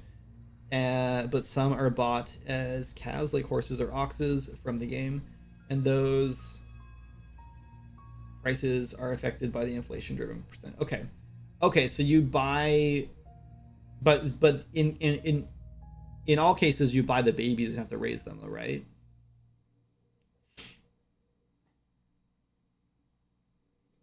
That's crazy. I mean, we need to play some Albion. There's a lot of social aspects in Albion which are really good. I don't think it's a great idea to build an entirely player-driven economy. Like, I don't think that we're doing that. However, I do have some ideas. We're gonna snooze this because we have 3 snoozes left. So I do have some ideas for like more player-driven, like economy sorts of things. Like, for example, I think it'd be really cool. So okay, so let's take a step back because I have to explain this whole thing to make this make sense. So in our game, the plan right now is, instead of like, say you're playing a warrior and you hit like level 5 in like World of Warcraft, for example, or 6, I guess, you would unlock like Rend or something, right? Like you'd unlock a new ability. In this game, the plan is you don't unlock any new abilities when you level up at all. Instead, we focus entirely on exploration to unlock those abilities. So instead, you'd be like, oh, this is a cool little place. Who's this guy over here? And then you see some dude with like maybe some training dummies, whatever, and you talk to him and he's like, oh, hello, adventurer. And then he'll give you a quest or something, or maybe sell you something or whatever. But basically, he might have an ability, right? And then somehow you get that ability from him if you're high enough level and the right class, right? So you just find like a warrior trainer in the world, and he has the Rend ability or charge or whatever, you know, whatever, it doesn't matter what the ability is. And then mages would find a different trainer somewhere else, and they would find a new ability from that thing or whatever. Or maybe it's like a book, like you just, a spell book drops whatever, and you right click the spell book and it learns an ability from it, right? Or whatever, if you're high enough level or something. So the plan is like, the plan is you have like 6 bars or whatever on your action bar, and that's it, like a pretty low amount. But then you find like 30 different abilities for your class throughout the world, right? And some are going to be way more rare, some are going to be hard to find, some might be some from like vendors or something that only show up like once a month, some might be from NPCs that only hand out X amount of the ability, like maybe they can only give out like 100 of them, and that's it, they don't give out the ability anymore. And maybe we like refresh that sometimes or whatever, but like they only give us so many or whatever. And some of them would be like quests that are just like so long-winded that it takes you like multiple like play sessions and multiple days to like get through all the quests. Some might require like you to finish every single like dungeon in the game, things like that, like just all kinds of different things. And there's going to be some abilities that are like super easy to get and some abilities that are like really hard to get. And that doesn't necessarily mean those abilities are going to be like that much better. They're just going to be rare abilities that are hard to get. That sounds very confusing and frustrating. If a player saw on Twitch Fireball and it looked cool, so now he logs in and tries to Google where to find Fireball, it might be F this game. Well, hold on a second. I understand. But the end result is some, again, these are some abilities. Most abilities will just be as you go through the world, you'll find trainers in each like town or whatever that teaches you new abilities, right? So the majority of your abilities will just be easy to obtain. You just buy them with gold. So similar how like WoW Classic, you go back to your trainer and unlock abilities, right? That's kind of how that would work. But instead of having a trainer that just has all of your abilities up to a certain level and another one that's all your ability up to a certain level, you would just have this trainer only teaches you these 2 abilities or whatever, or this 1 ability. And like, so it'd just be a little more nuanced than that, that's all. But then, so the rare abilities, right? The reason I think this would work is because if, let's say you're one of the people, the few people who have one of those cool abilities, and then as you use that ability on your bar, it levels up and gets stronger to match your level, whatever, right? So your ability to scale, so even end game, all those abilities work, just like World of Warcraft, they all rank up. But once you have like rank 10 or whatever the highest rank ability is, certain abilities, not all of them, will be trainable, which means that you can offer training to other players and teach them that ability. So they don't have to go do the quest, they don't have to go find the super rare NPC or whatever that only spawns once a month or whatever. You literally can train another player. Then you party up together, you're in a training mode or whatever, so you go do some quests or whatever together while you're training, and then once you've used that ability so many times in that training mode or whatever, then they learn it, right? And now they have that ability, and then they can rank it up and then teach it to someone else. So the idea is, yeah, Bane Trapper, I totally get where you're like, your immediate like knee-jerk instinct is like, that sounds terrible, why would you do that? And I get it. But I think the fact that like having these rare abilities taught by like masters, right, adds this huge social dynamic where players are like, oh man, I need to go find another player who knows how to do this thing because there's no other way to get this ability now. And then you have those players who are like, yeah, I'll do it for 10 gold, right? Or I'll teach you that thing, whatever. Or like you join a guild where like, you know, the higher level like guild mates or whatever are like, yeah, whoever, like you go through this dungeon or whatever and you earn your place whatever, and then we'll teach you these abilities, you know, like that. Like you can build, there's like, and that's all like social driven, right? Like that's what I love about it. It's like I want to build a lot of situations where they're social driven, things like that. So like we don't design all that fun social dynamics, but you need to guarantee the game isn't a ghost town for it to work. Agreed. Yeah, but that's exactly how like Albion worked too, right? Like if everyone stops playing the game and there's only a handful of players in there, then all that stuff dies, right? Your dungeons die, all that stuff dies off. Like, and that sucks. But yeah, like I love that idea. But yeah, it does 100% rely on someone knowing that ability. But I also think we can like sort of manipulate some of those things based on player count, right? So obviously, like if there's tons of players in the game, we can offer the training to, you know, a smaller set of players. But as like players die off or whatever, like it'll be easier to get those sorts of like training from the NPCs, right? Because then there won't be as much like fighting over it. Albion is the worst MMO I've ever played. Really? You don't like it, Moz? I think there's a lot of things about it that I don't like, I'll be honest, which is why I don't still play it. Like I stopped playing after about a month and a half or so. I think it was like a month or two. We kind of all stopped playing. We were like, there was a whole bunch of us playing. And we stopped because things got way too grindy. So brave. It got really, really grindy. Like, and the worst part was like, anytime I wanted to like craft something, I had to pay someone else to do it. And that was so annoying to me. It just got really bad. So yeah, I got annoyed with it. Don't get me wrong. I don't want to like copy Albion Online. I don't want to do that. Like I don't want a fully player driven economy. I think that's dangerous.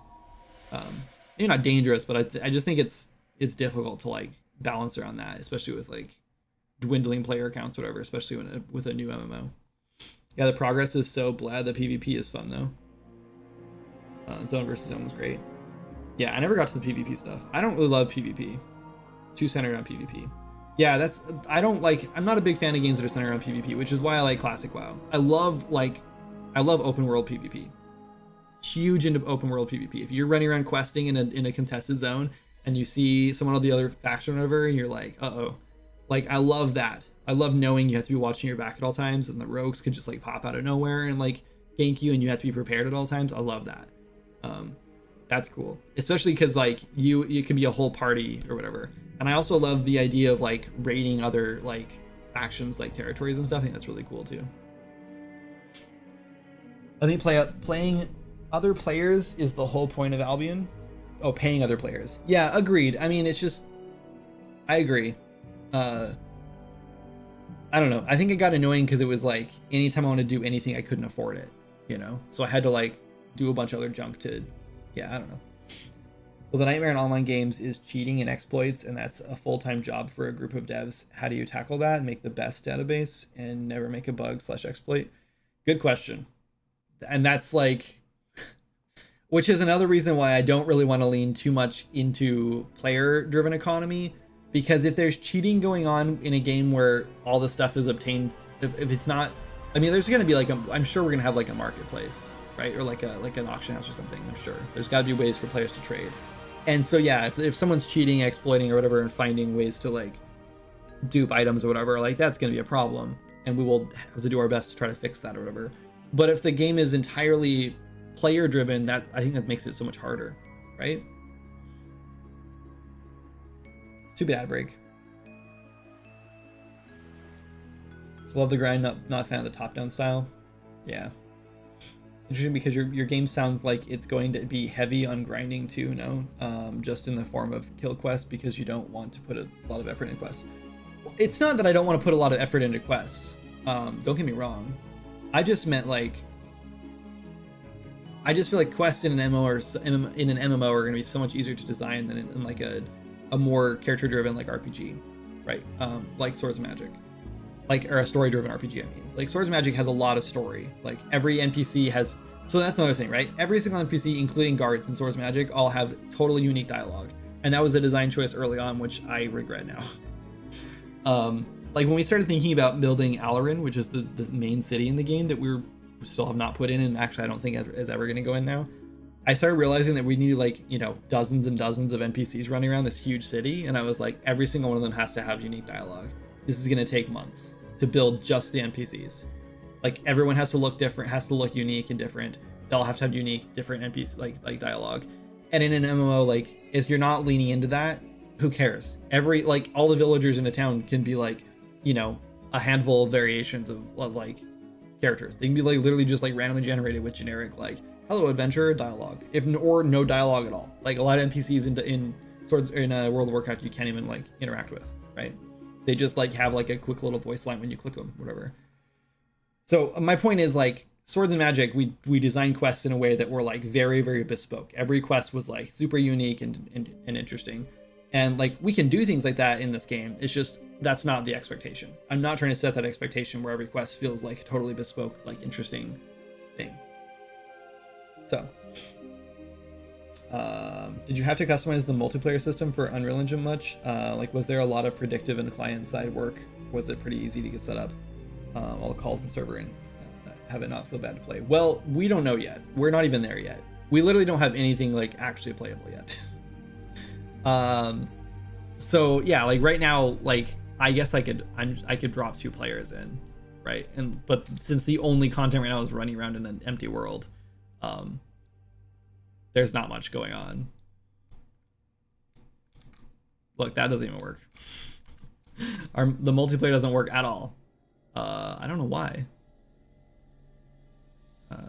Oh, if we did listen server, it probably works. I think we had it set up for... Yeah, there we go. There we go. So we have 2 players. But that's literally all we have though. But this is just standard multiplayer in Unreal Engine. This doesn't do anything special. This is all just replicated movement component. But yeah, so we're using a framework called Redwood, which is made by a good friend of ours or a good friend of mine that helps with Swords of Magic a lot. And so I'm using his framework, or we're using his framework, and it's so far been really easy to work with and set up. So yeah, I don't know. Yeah, I don't know. I'm not super concerned about... I don't know. We don't have to modify much. We are using a source engine because we have to deploy via like a dedicated server with the launch. So you have to have a source engine to do that. So we're using the source 5.6, yeah, engine. Anyway, I'm cooking. Wait. I'm cooking in my game. That's what the player gathers levels up. Acquired goes away every sun explodes loop, but you earn a permanent progression, hours played, quests completed, etc., which are minimal but impactful. That's cool.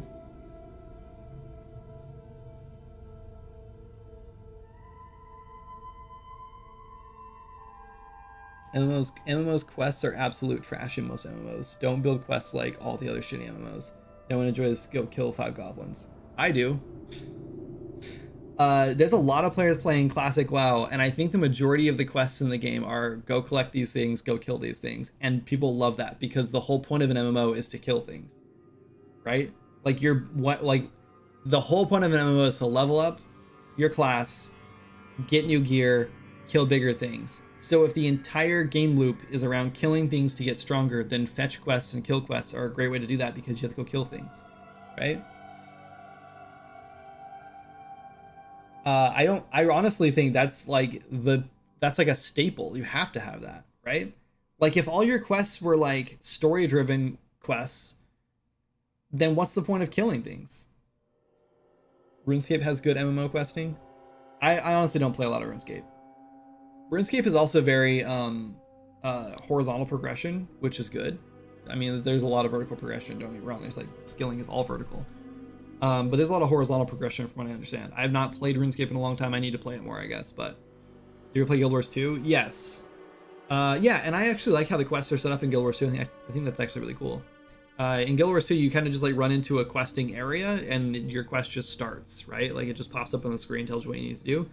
And even in Guild Wars 2, like the quests in that game are not like, they're not groundbreaking. It's like kill these enemies or gather these things or interact with these things or whatever, like, but they're all pretty much very simple things. You can just pick which ones you want to do. So if you're a player who likes to kill things, you can just go do the killing things, right? You can go kill all the stuff in there. But if you're a player who likes to, you don't want to kill things for some reason, you can just like pick up loot on the ground, and then that's that.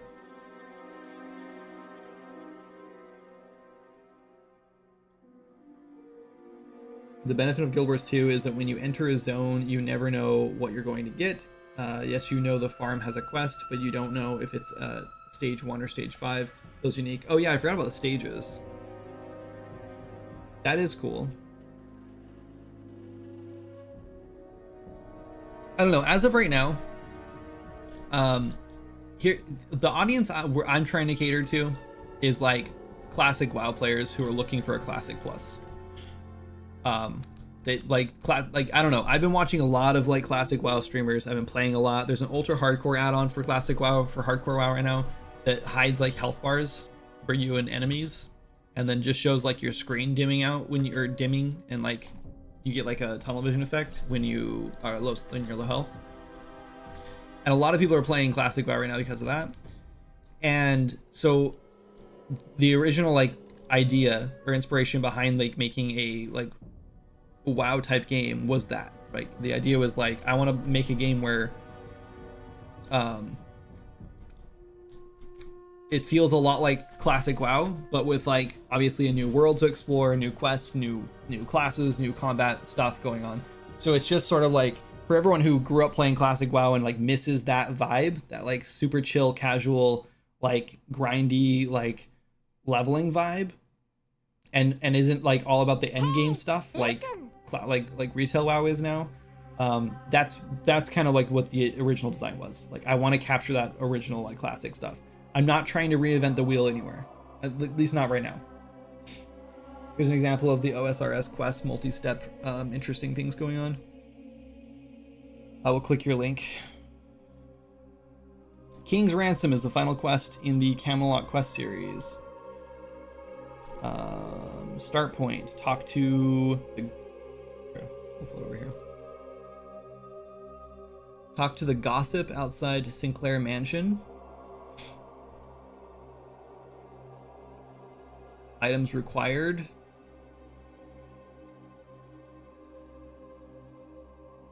So you have to go find all these things.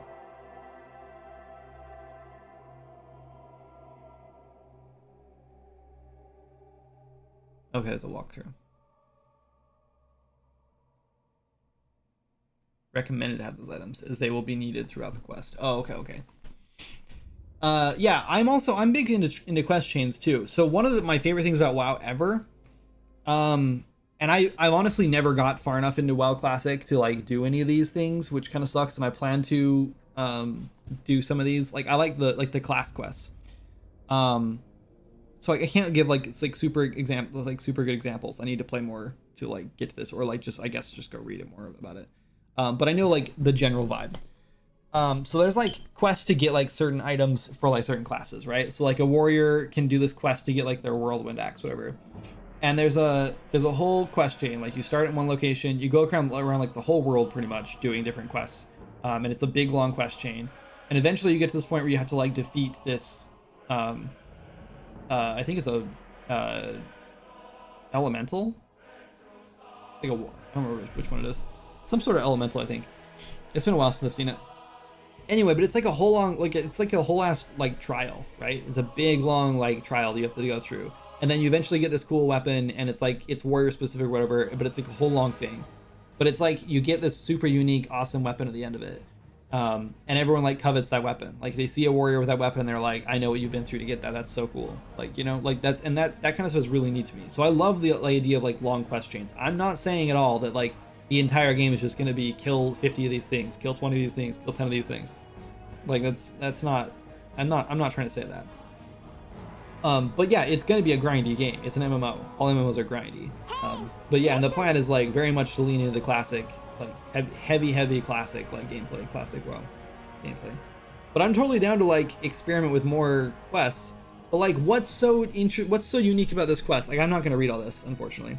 But like, what's so unique about this quest that doesn't feel like a regular quest in an MMO? And is this a quest where like if you don't read the text, then you don't get it? It's not fun. It's a story. Okay. Tab combat as of right now. Wiffle.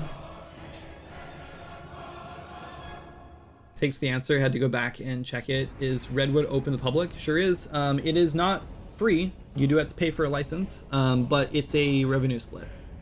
Don't quote me on this because I could get it wrong, but as far as I know, I think it's 2% of your gross revenue from the game after or starting once you hit 100K. So you make $100,000 and you pay $2,000 up front because you pay the 2% off that 100K. So you immediately pay $2,000, and then you pay 2%, I think monthly, might be monthly. I don't remember, every like month, whatever, after that, on your revenue. So yeah, I think there's also a way to just pay up front and like not have to do a revenue split. It's like, I think if I remember, it's like $5,000 or something like that, but don't quote me. Go check the Redwood. Wait, are we making an MMO? Yes, we are, Odd. Delicious. Yeah, and it's not, so here's the thing. Okay, it's still in prototype mode. We're definitely not, I have not officially announced this anywhere yet. This is the only place where I'm like, guys, I think this is happening. But this is the first stream we're like talking about it. Or, well, we talked about it a couple times in the last few streams, but we haven't like really got into it yet. This is the first stream where we're actually like, it's fully dedicated to this game. The first time I've streamed this. So yeah, October 27th, 2025. You can mark it down. That's day one of like, we started developing this, I guess. Publicly, I guess. I heard a golden rule for quests a long time ago. Go mine 7 iron ore in the mine. Sounds boring AF, but if you cleverly have systems in where players can go buy the ore instead of mining it, then they feel clever and rewarded from having money to buy it, etc. It's a setting, an expectation. So that's funny, Bane, because I actually ran into the exact opposite issue recently. So in Swords and Magic, one of the first quests you get in the game is to deliver a dizzy juice, which is ale or beer or whatever, to a captain on the docks, right? So he tells you, go get a dizzy juice from the barkeeper at the tiny tavern, right? So you go there and you talk to her and you're like, hey, Captain James says that you owe him an ale or a dizzy juice. And she's like hell I do, you know, I don't owe him anything. If you want an ale, you're gonna have to work for it. Go help, what's his name, Charlie or something like that? I can't think of his name. Anyway, this guy outside, he's near the cellar. There's go help him out, and then I'll give you an ale. So you go out and talk to him, and he's like, there's a bunch of crabs in our cellar right now. If you can clear him out, then I'll tell whatever her name is, barkeep. I can't think of the names of these NPCs anymore. It's been too long. That you help me, and then she'll give you the ale. And I'm like, okay, cool. So you go into the cellar, you fight like 5 crabs, no problem. You just killed like 20 of them before this, so it wasn't a big deal. Who cares? You're like, yeah, I'm a crab, killing expert now. So you go back out, tell him, and he's like, great, thanks for that. Now I can get to the dizzy juice, whatever, and restock her stuff, whatever. So you've helped him, then you go back, talk to her, and then she gives you the dizzy juice. Well, some players realize like, well, I can just buy this right here. Like there's a Dizzy Juice right in front of you for like 5 copper or 5 gold, or there's no copper, it's gold. I can just like buy this thing and then just go turn it in, and they feel clever, right? But then the problem comes in, because then players feel like they missed out because they didn't get to go into the cellar, they didn't get to fight the crabs. And so that guy, Charlie, or whatever his name is, that's not his name, whatever his name is sitting there waiting for someone to do his quest forever. And they feel like they missed out and they like messed up their quest chain, right? Because they got clever. So like, I don't know. I think it kind of depends, right? Some players like the idea that they can like skip the quest like that, and other players think they've cheated. So I think the trick is to like wrap up those, like, first of all, another thing I learned with Swords of Magic is people do not read shit. Like, as much as I like to say like, oh, as long as you wrap your quests in a good story and like there's a good reason to be doing these things, then that's great. And that's, I think, what people are saying about RuneScape. I think I think the player who plays RuneScape likes to read, right? And I think that's why people say like RuneScape quests are so good, because the whole story. But if you don't read if you just skip through and just read, okay, I gotta, fight 5 of these bandits, and you skip through, and okay, now I gotta get 3 ore, and you skip through and you're like, okay, now I gotta collect 5, pieces of cloth from these guys, and you skip through and you go turn it in, and you're like, cool, that was a quest, done, right? And then another player, like that player's like, cool, I did some fetch quests and some kill quests, done. And another player's like, no, you just did a whole epic quest line, didn't you read it? You defended the king from assassins that were coming in, and then you had to go into the mine and get the special magical ore so you could craft this awesome weapon to like defend the kingdom against this thing, and then you had to go get this cloth so you can enchant it, and then the enchanted cloth was created in this epic weapon, and then the king held it and went into battle and defeated this guy. And then like that's two totally different like experiences, right? One player who was like infatuated the whole time and like fascinated by this awesome quest line, and the other player who's like, cool, I got some ore and some cloth and killed some bandits, I'm done, right? Like, I think that the difference is not like how you design the quests. The difference is how you wrap the quests up and how you convince players to read them, right? I don't know, I'm just saying, like, sounds like RuneScape failed the show don't write. No, it sounds like RuneScape succeeded. Everyone's saying that RuneScape quests are amazing.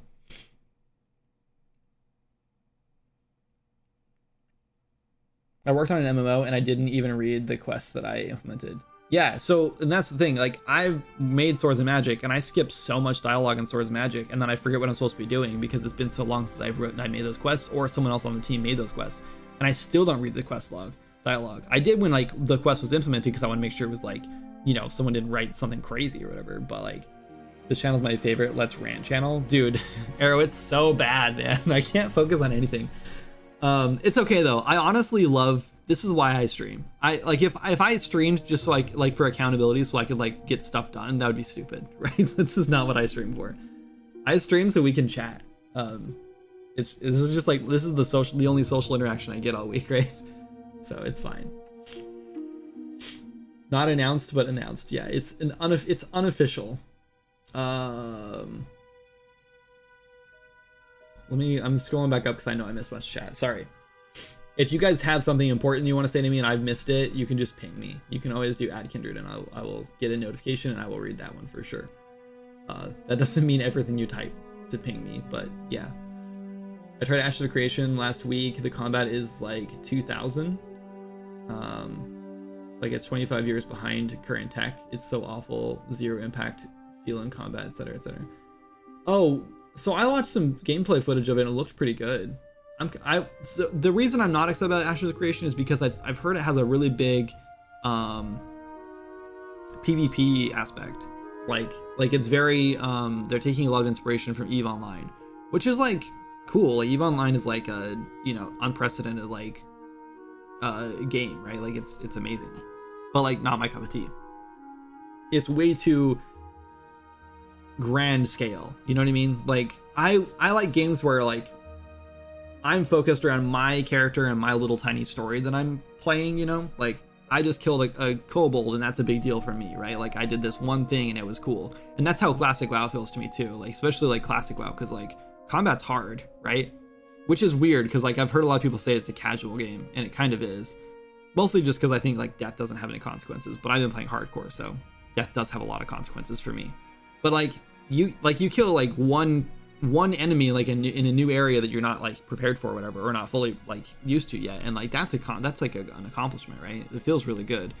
But in like EVE Online, it's like, yeah, sure, like one thing you killed is like cool and all, but there's this like grand, huge like scale war going on that's like way bigger than you, and it's like that's what you need to be focusing on, and it's all PvP driven too, or player driven. So it's like that one thing you just did was not really important, you know. I don't know. Maybe I'm looking at this wrong. I've only played EVE Online once, and it was a long time ago. Good points on quests. I'll take that into consideration. I think again, like I'll play more RuneScape. I think playing way more MMOs is a really good idea when you're making one, you know, so you're not like one thing I've learned is I made a horror game several years ago, which actually got played by Markiplier and Jacksepticeye, which is like the only claim to fame I'll ever have in this world, I swear. That's like I bring that up all the time, so I'm like, I made a game that, you know, was played by the biggest YouTubers of the time, which was really cool, but it was also like really bad because I didn't play horror games. So I made a horror game without ever playing them, so I had no idea how to like handle like inventory management or like interaction stuff because I really didn't play games like that. And so a lot of people were like, wow, I have to like hold down the left mouse button to carry this book around, or to carry this key around, or carry this candle around, which at the time I was like, this is so immersive, like it's a horror game, so you have to actually like use like actual like motor control to like hold this thing. So like you have to be thinking about what you're doing while you're doing it, and I was like, this is a great idea. And then I like played a couple horror games after that, and I was like, yeah, I can see why people did not like this. Like, this is a stupid idea. Those people played it? Yeah, they did, and there's video footage out there, you can watch it. But it's really cool. Obviously there's video footage out there. It's not like they just played it on their own and then they just messaged me and they're like, hey, I played your game. Like they actually made videos of it. But yeah, it was still really cool. Like they were also, just to keep in mind, these were like, they played like 5 horror games from itch, and mine was like one of them in their video, right? So like it's not like they like sat down there like, I'm playing this one game because it looks really good. It was like, I found 5 horror games on itch that look cool, and then they played it. But yeah, it was like a 10-minute experience, like mostly just walking sim with some jump scares. It wasn't really anything crazy, but had really good atmospheric horror though. I think we did a really good job with I had a sound designer helped with it. We did a really good job of like setting a cool tone and everything, which was good. But yeah, mechanics were bad because I didn't play enough horror games to know how to build mechanics for a horror game. So yeah, playing a lot of MMOs to get ideas for how like to not reinvent the wheel when there's a perfectly good like precedent in place, you know, for certain things, like quests, is a good way to do it. He has a few interviews online, but I'm also in his Discord where he does QA. What are we talking about? Hold up. Let me catch up. You got to stay true to your design pillars. If your experience is to deliver a story-heavy game, then you do it. If you want to deliver a grindy experience that is enriched by party play, then do it. Got to find your pillars and move, and more importantly, stick to them. Yes. And right now, the only real pillar, I think we have like 2 pillars in place. One is like old school feel, right? Like we want to like feel like this is like, it doesn't necessarily have to be like, you know, like abrasive and like, you know, like we're missing features, right? Or like quality of life stuff. Like I'm okay with like some quality of life stuff to make it feel somewhat modern in like gameplay. But when I want like an old school feel, like I don't know, like I guess like story rich, like sort of questing, I don't know what I'm trying to say. Yeah, I don't know. I want like more of a casual, like grindy experience where it's not so much like I want like slow paced. That's what I'm trying to say. I want like a slower paced like MMO where it's like, you know, you'll like go do a quest that takes like 20 minutes or something like that, kill some enemies, get some loot or whatever, maybe harvest some resources along the way, and then you come back and you like refine those resources and craft some stuff or whatever, maybe sell stuff to a vendor, maybe head to town and like train a new skill or something, or like drop your stuff in a bank or whatever, and then go out and do another quest, right? Like I want like, I mean, maybe you do like 10 quests in a row, who knows, but I'm just saying like I want more of a slower paced feel. Like I'm not looking for something where you're like shooting up to level 60 or whatever the cap level is going to be in like a couple days, right? I want this to be like a journey. I want it to feel like an epic adventure that you're having, that like I want you to like feel your character and like feel a connection to them and like journey through this world with that character or whatever, or as that character, however you play. So you have like that connection to them. I don't want it to be like this like disconnect, like I think retail WoW has like this disconnect where like you can play for like 40 levels and you still like barely understand like your character, and you don't really like have that connection, I feel like. So anyway, and then the only other pillar we have right now, which is obviously not enough, we need more pillars in this, is very much social, right? Everything should be driven, or everything should be socially driven in some way or another. Like maybe not everything, but like heavily socially driven. Like we definitely want players to be playing together, working together, trading together, like things like that. Like, yeah. Another thing is Swords of Magic has like a very big emphasis on party and like playing together, but we didn't like build enough social things into it. Like for example, doing quests together in multiplayer in Swords of Magic kind of sucks, right? Like if you have to collect things, like everyone has to do it separately. If you have to like killing things does actually work. Like it does trigger for that. Like that was nice. I think Moz actually set that up. Thank you for that. That's like the only thing that like really works though in multiplayer. Like we didn't really design other quests. Like we even like thought about setting up like a quest sync kind of thing. So like when someone in your group like does a quest, it also does it for you. But then it was like, well, what if that player's just like, you know, AFK in town or something, and the other player's just like doing all the quests on Azura, and like all those quests are just getting completed for you? Like that doesn't feel good. Like why would you want that, you know? So like I want to make sure that we have like party driven like quest related things like set up in a nice way, so like it feels like you're playing together when you're playing together. Hopefully that makes sense. I hate when MMOs feel like you're just waiting to get to end game before the game really starts. 100%. Yeah, I think so. Like, yeah, and I grew up playing vanilla WoW and Burning Crusade and things like that too, and even old Guild Wars. And the game was like, that was the journey. Like leveling up was the game. Like you're starting is, and one of my favorite things about WoW, and this is probably why I love this so much, is because I played this in WoW originally, is when you start as like a nobody, right? In WoW, there's this epic like conflict going on between like Horde and Alliance, right? But you're a level 1 nobody who's like taking up arms to defend your homelands, right? Like you're just like a dude who's trained to be a soldier or like a priest or whatever, right? And you have no importance in the story. You're literally just a recruit who's doing like menial like labor, like they just having you do dumb stuff. And until you get to like end game, like you don't have any importance, you know, but you do get some of that importance. But in retail WoW, you literally go from being a recruit stranded on a desert island if you do the whole exile reach thing. And then immediately you leave that, and then you're the hero of Azeroth. Like immediately, like within like, you know, an hour of playing the game, you're the hero of Azeroth, and you're doing all these epic quests, and like everyone is referring to you as like they're coming to you to ask you advice and all this stuff, and it's just like, what? Like there's only like 2 people ahead of you in like in this like chain of command, and it's like, how does this make any sense in an MMO? Like there's thousands and thousands of players online, and we're all the most important player, we're all the most important character in this story. It's just stupid to me. I hate that so much. Even in Swords of Magic, the idea was like you're a nobody. Like you have a little bit of like story like emphasis, whatever, like yeah, but like you're pretty much a nobody, and the whole design, the whole like story. Hi. What? Oh, okay. I'll wrap up soon. Anyway, the whole story design was like there's a king, right, who's missing, and I'm just gonna spoil the story because it's been so long since I've been like hinting at this, and I honestly don't think it's ever gonna actually make it into the game. But he has 2 adopted kids who are elves. He's human, and his kids are elves, moon elves. And the whole idea was like he disappeared because he's cursed with this thing, and he's like corrupted, and he doesn't want to start like ruining his kingdom by letting this corruption win or whatever. So he disappears, and you have to go find his daughter to take over. His son is a healer in like the desert or whatever, taking care of him. You find that later or whatever. It's a whole spoiler thing. Anyway, he dies though. The king dies eventually. Spoiler alert, if you don't want to know about the Swords of Magic story that will probably never be, then don't listen to this. But anyway, like the whole idea is like she's the hero. Arena is his daughter, and she is the hero. I think that's her name. Maybe I'm wrong. Anyway, but you like have to go find her and convince her to like become the queen, become the new queen or whatever.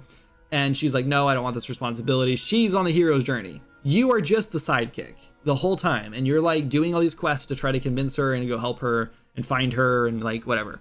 And maybe you like rescue her a few times. It doesn't matter. The point is, she's the hero. She's on the hero's journey. She's the one that finally becomes the queen. And when you go fight the final boss, that you like fight the final boss, and then she shows up last minute and like saves you and then kills the final boss. She's the hero, and that's how like the whole story was supposed to be. This sounds promising. Really looking forward to following this project. Oh, this is totally different. Sorry. This is confusing. I have another game called Swords and Magic and stuff that is not an MMO. It is a multiplayer online RPG. It's on Steam right now. You can buy it. It's in early access. It's called Swords and Magic and stuff. Look it up on Steam. That's what I'm talking about right now, is that storyline. But yeah, this is a totally new project we just started recently. It's very much in the prototype stage still. All we have is this temporary character that runs around in the world. This is it. And a decent camera system, I guess, that feels like WoW. But yeah, if you want to follow along, you can. I will be working on this way more often now. This is kind of just slowly becoming the main project. Swords and Magic has been our main project for the last 8 years. And I'm burning out on it, and I'm ready to like move on to something new. So it's slowly become a passion project for me anyway, because it doesn't pay my bills anymore. So I had to move on to other things anyway. My wife had to go get a job. So yeah, Swords and Magic is no longer the primary game. So we're looking for other ways to make money, and I'm also just kind of like doing stuff for fun now. So he's all the way in UE5 now. I am in UE5 now. It's so nice. Usually following you on YouTube. Yeah, and I don't know when we're gonna officially announce this, but I'll be making YouTube videos about it, I'm sure. Eventually. Thank you, Arrow, for linking that. I appreciate that. I hate when MMOs feel like you're just waiting to get to endgame. Yep, agreed. Agreed. This sounds promising. Cool. Yeah. Anyway, but yeah, the idea is I hate games where in multiplayer games when they make you feel like the hero is just insane to me. Like, you can be a hero, but you can't be the hero, which is another reason why I can't play. I couldn't do Star Wars. I love Star Wars. Well, not so much anymore. I used to absolutely love Star Wars. It was like my favorite like fictional universe ever. It was like my favorite like everything. Absolutely love Star Wars. Obsessed with it growing up. I even have like one of the lightsabers from Disneyland, from like the whatever they're called. And I love it. It's awesome. But yeah, I could not play the Star Wars MMO because it like immediately you're the hero. Like, you're the apprentice to like the Dark Lord, whatever it is. You go like the Sith side, and it was just kind of like, this makes no sense. How can me and these other 3,000 other players that are playing with me right now all be the apprentice? This is just so stupid. I hate it. What glory, running around Hyrule with 5,000 links. Exactly, thank you. Yeah, I just hate that. I think it's just like, it's just poor game design, you know? I think that's my opinion. Anyway, yeah, I have to wrap up now because Jan has a meeting in like 15 minutes because she actually has a paying job and I am now just doing this for fun. So she's the priority now, unfortunately.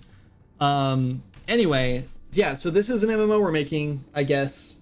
This is our unofficial announcement, so if you're excited about this, cool. Let me just kind of give like the game plan right now. Right now, our goal is to get some gameplay in. Moz is working on very modular, plugin oriented gameplay right now.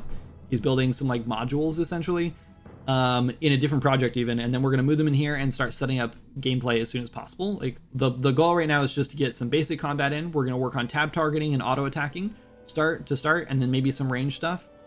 I think we'll probably we'll set up some like basic abilities. I think right now we're going to kind of aim for like building like 1, maybe 2 classes at a time, just to maybe have some diversity. We'll see.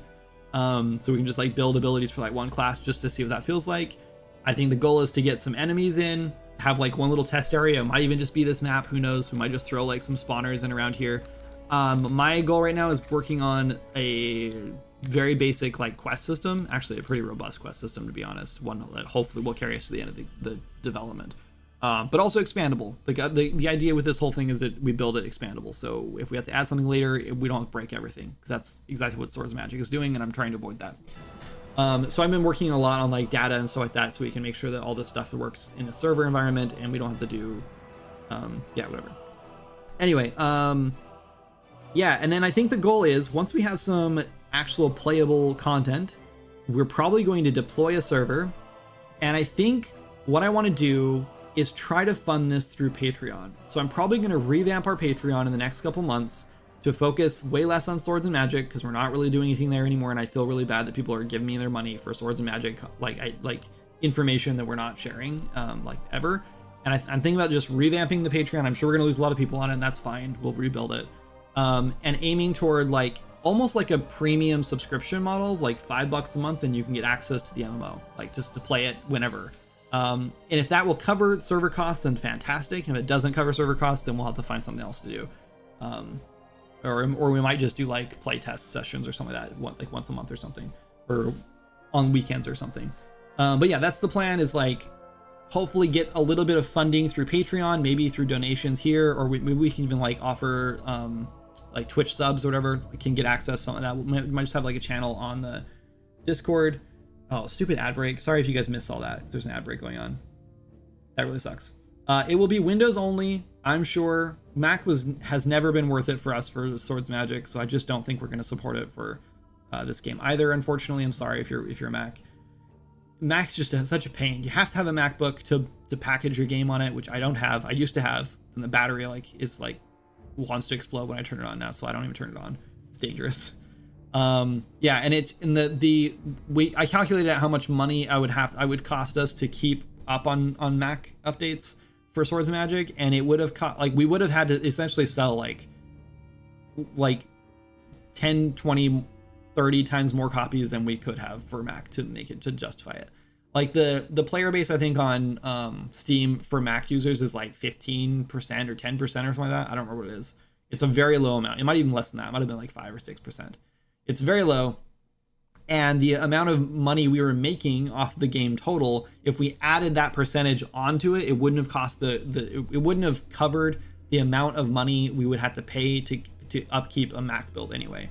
So basically we'd be losing money if we decide to do a Mac build. That's why we decided not to do it. This time around, I'm kind of in the same boat with this time around. Like, unless the game gets like really big, then maybe we'll look into a Mac build, but I think right now it's not worth the effort. It's just expensive. 2%. Thank you. I was gonna say it's a really low number. Thank you. I when I said 15, I was like, that sounds way higher than it probably is. The percent is less than 2 on Steam for Mac OS users apparently. Okay, yeah, so about 2%. Always happy to chat about web infrastructure. That was my past life before I got into UE. Oh, Odd, that is awesome, and I'm sure you're going to be a huge asset for me then. Thank you for offering that. Yeah, that's cool, man. We should chat more. But yeah, we're using Redwood. I don't know if you've heard of it. It's a backend written by a friend of ours, and seems pretty robust so far, and it seems like it's cutting a lot of time out of our development so far. Like, I think we're gonna have like deployable servers in like less than, like, by the end of the month probably, or maybe not the end of the month, but like by the end of next month for sure. I think we'll be ready to like launch a little alpha test. But yeah, that's kind of the plan right now. So I don't know. Long-term plan, I'm kind of thinking like we might go to Kickstarter with this, depending on where we go. I feel a little guilty about Kickstarter because we haven't finished all the rewards for Swords of Magic Kickstarter.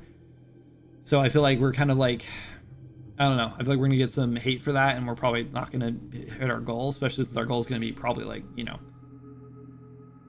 $60,000 or $70,000. Would be my guess. Need an MMO to play? Me too. Play some classic WoW with me. We should start a classic WoW guild. I'll get some inspiration. Anyway, yeah, I'm very excited about this. Like, really, really hyped. We need to start thinking about story and setting and races and classes and all this stuff. So yeah, I have a Trello set up already we're throwing ideas out. I'm really tempted to start making some Discord channels so we can start talking about it in the Discord, so you guys can drop ideas in there and ask questions and get updates and stuff, but I don't want to officially announce this quite yet. I'd like to get skill trees out first, at least for Swords of Magic, and I also have a publisher meeting this week for Seeking Adventure. Truly, I think Seeking Adventure is like a month of development away from being finished because it's a really small game. A publisher would be awesome though, because it would definitely make us some money, which would then fund this game.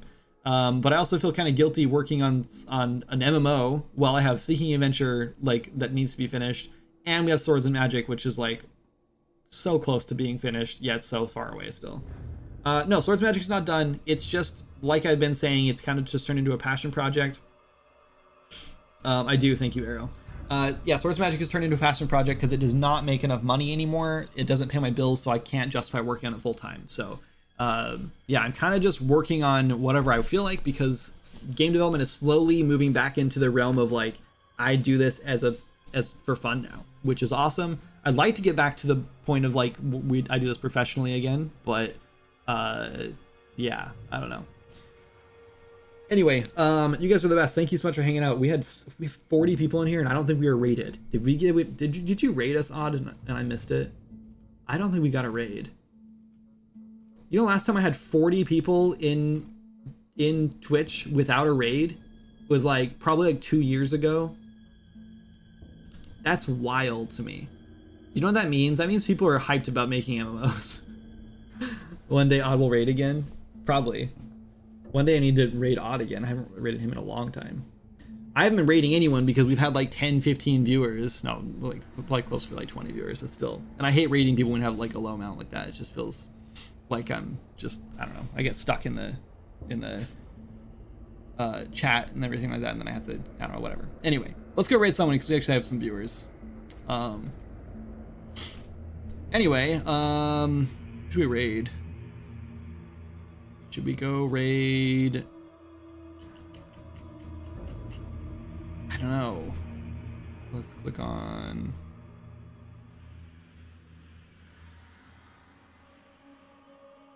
this. MMO will get traction pretty easy. Is that what Pez means? People are tired of Ashes of Creation, 10 years, no progress, Star Citizen never coming out.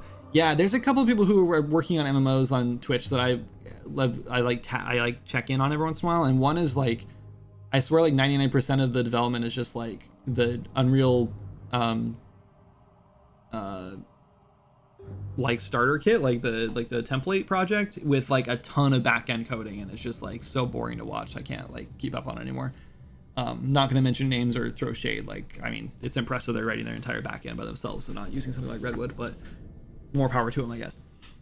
Yeah, and then the other one is like a 2D MMO that like looks okay, I guess, but it's just not my cup of tea. So yeah, I think we will get some traction making an MMO on Twitch, which is kind of big. Which is, I think, the reason that Swords of Magic worked really well in the beginning too, because a lot of people were making online multiplayer games at the time.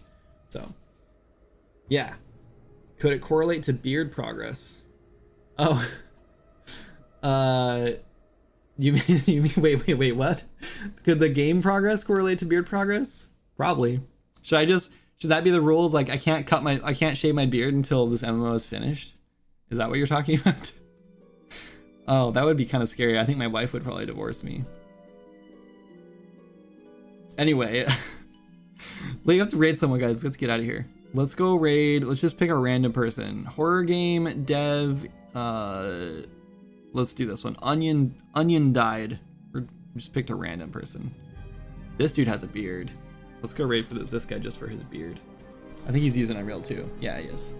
Oh, that's not what I need to do. I need to do /raid. There we go. Cool, nice stream. Thank you, appreciate that.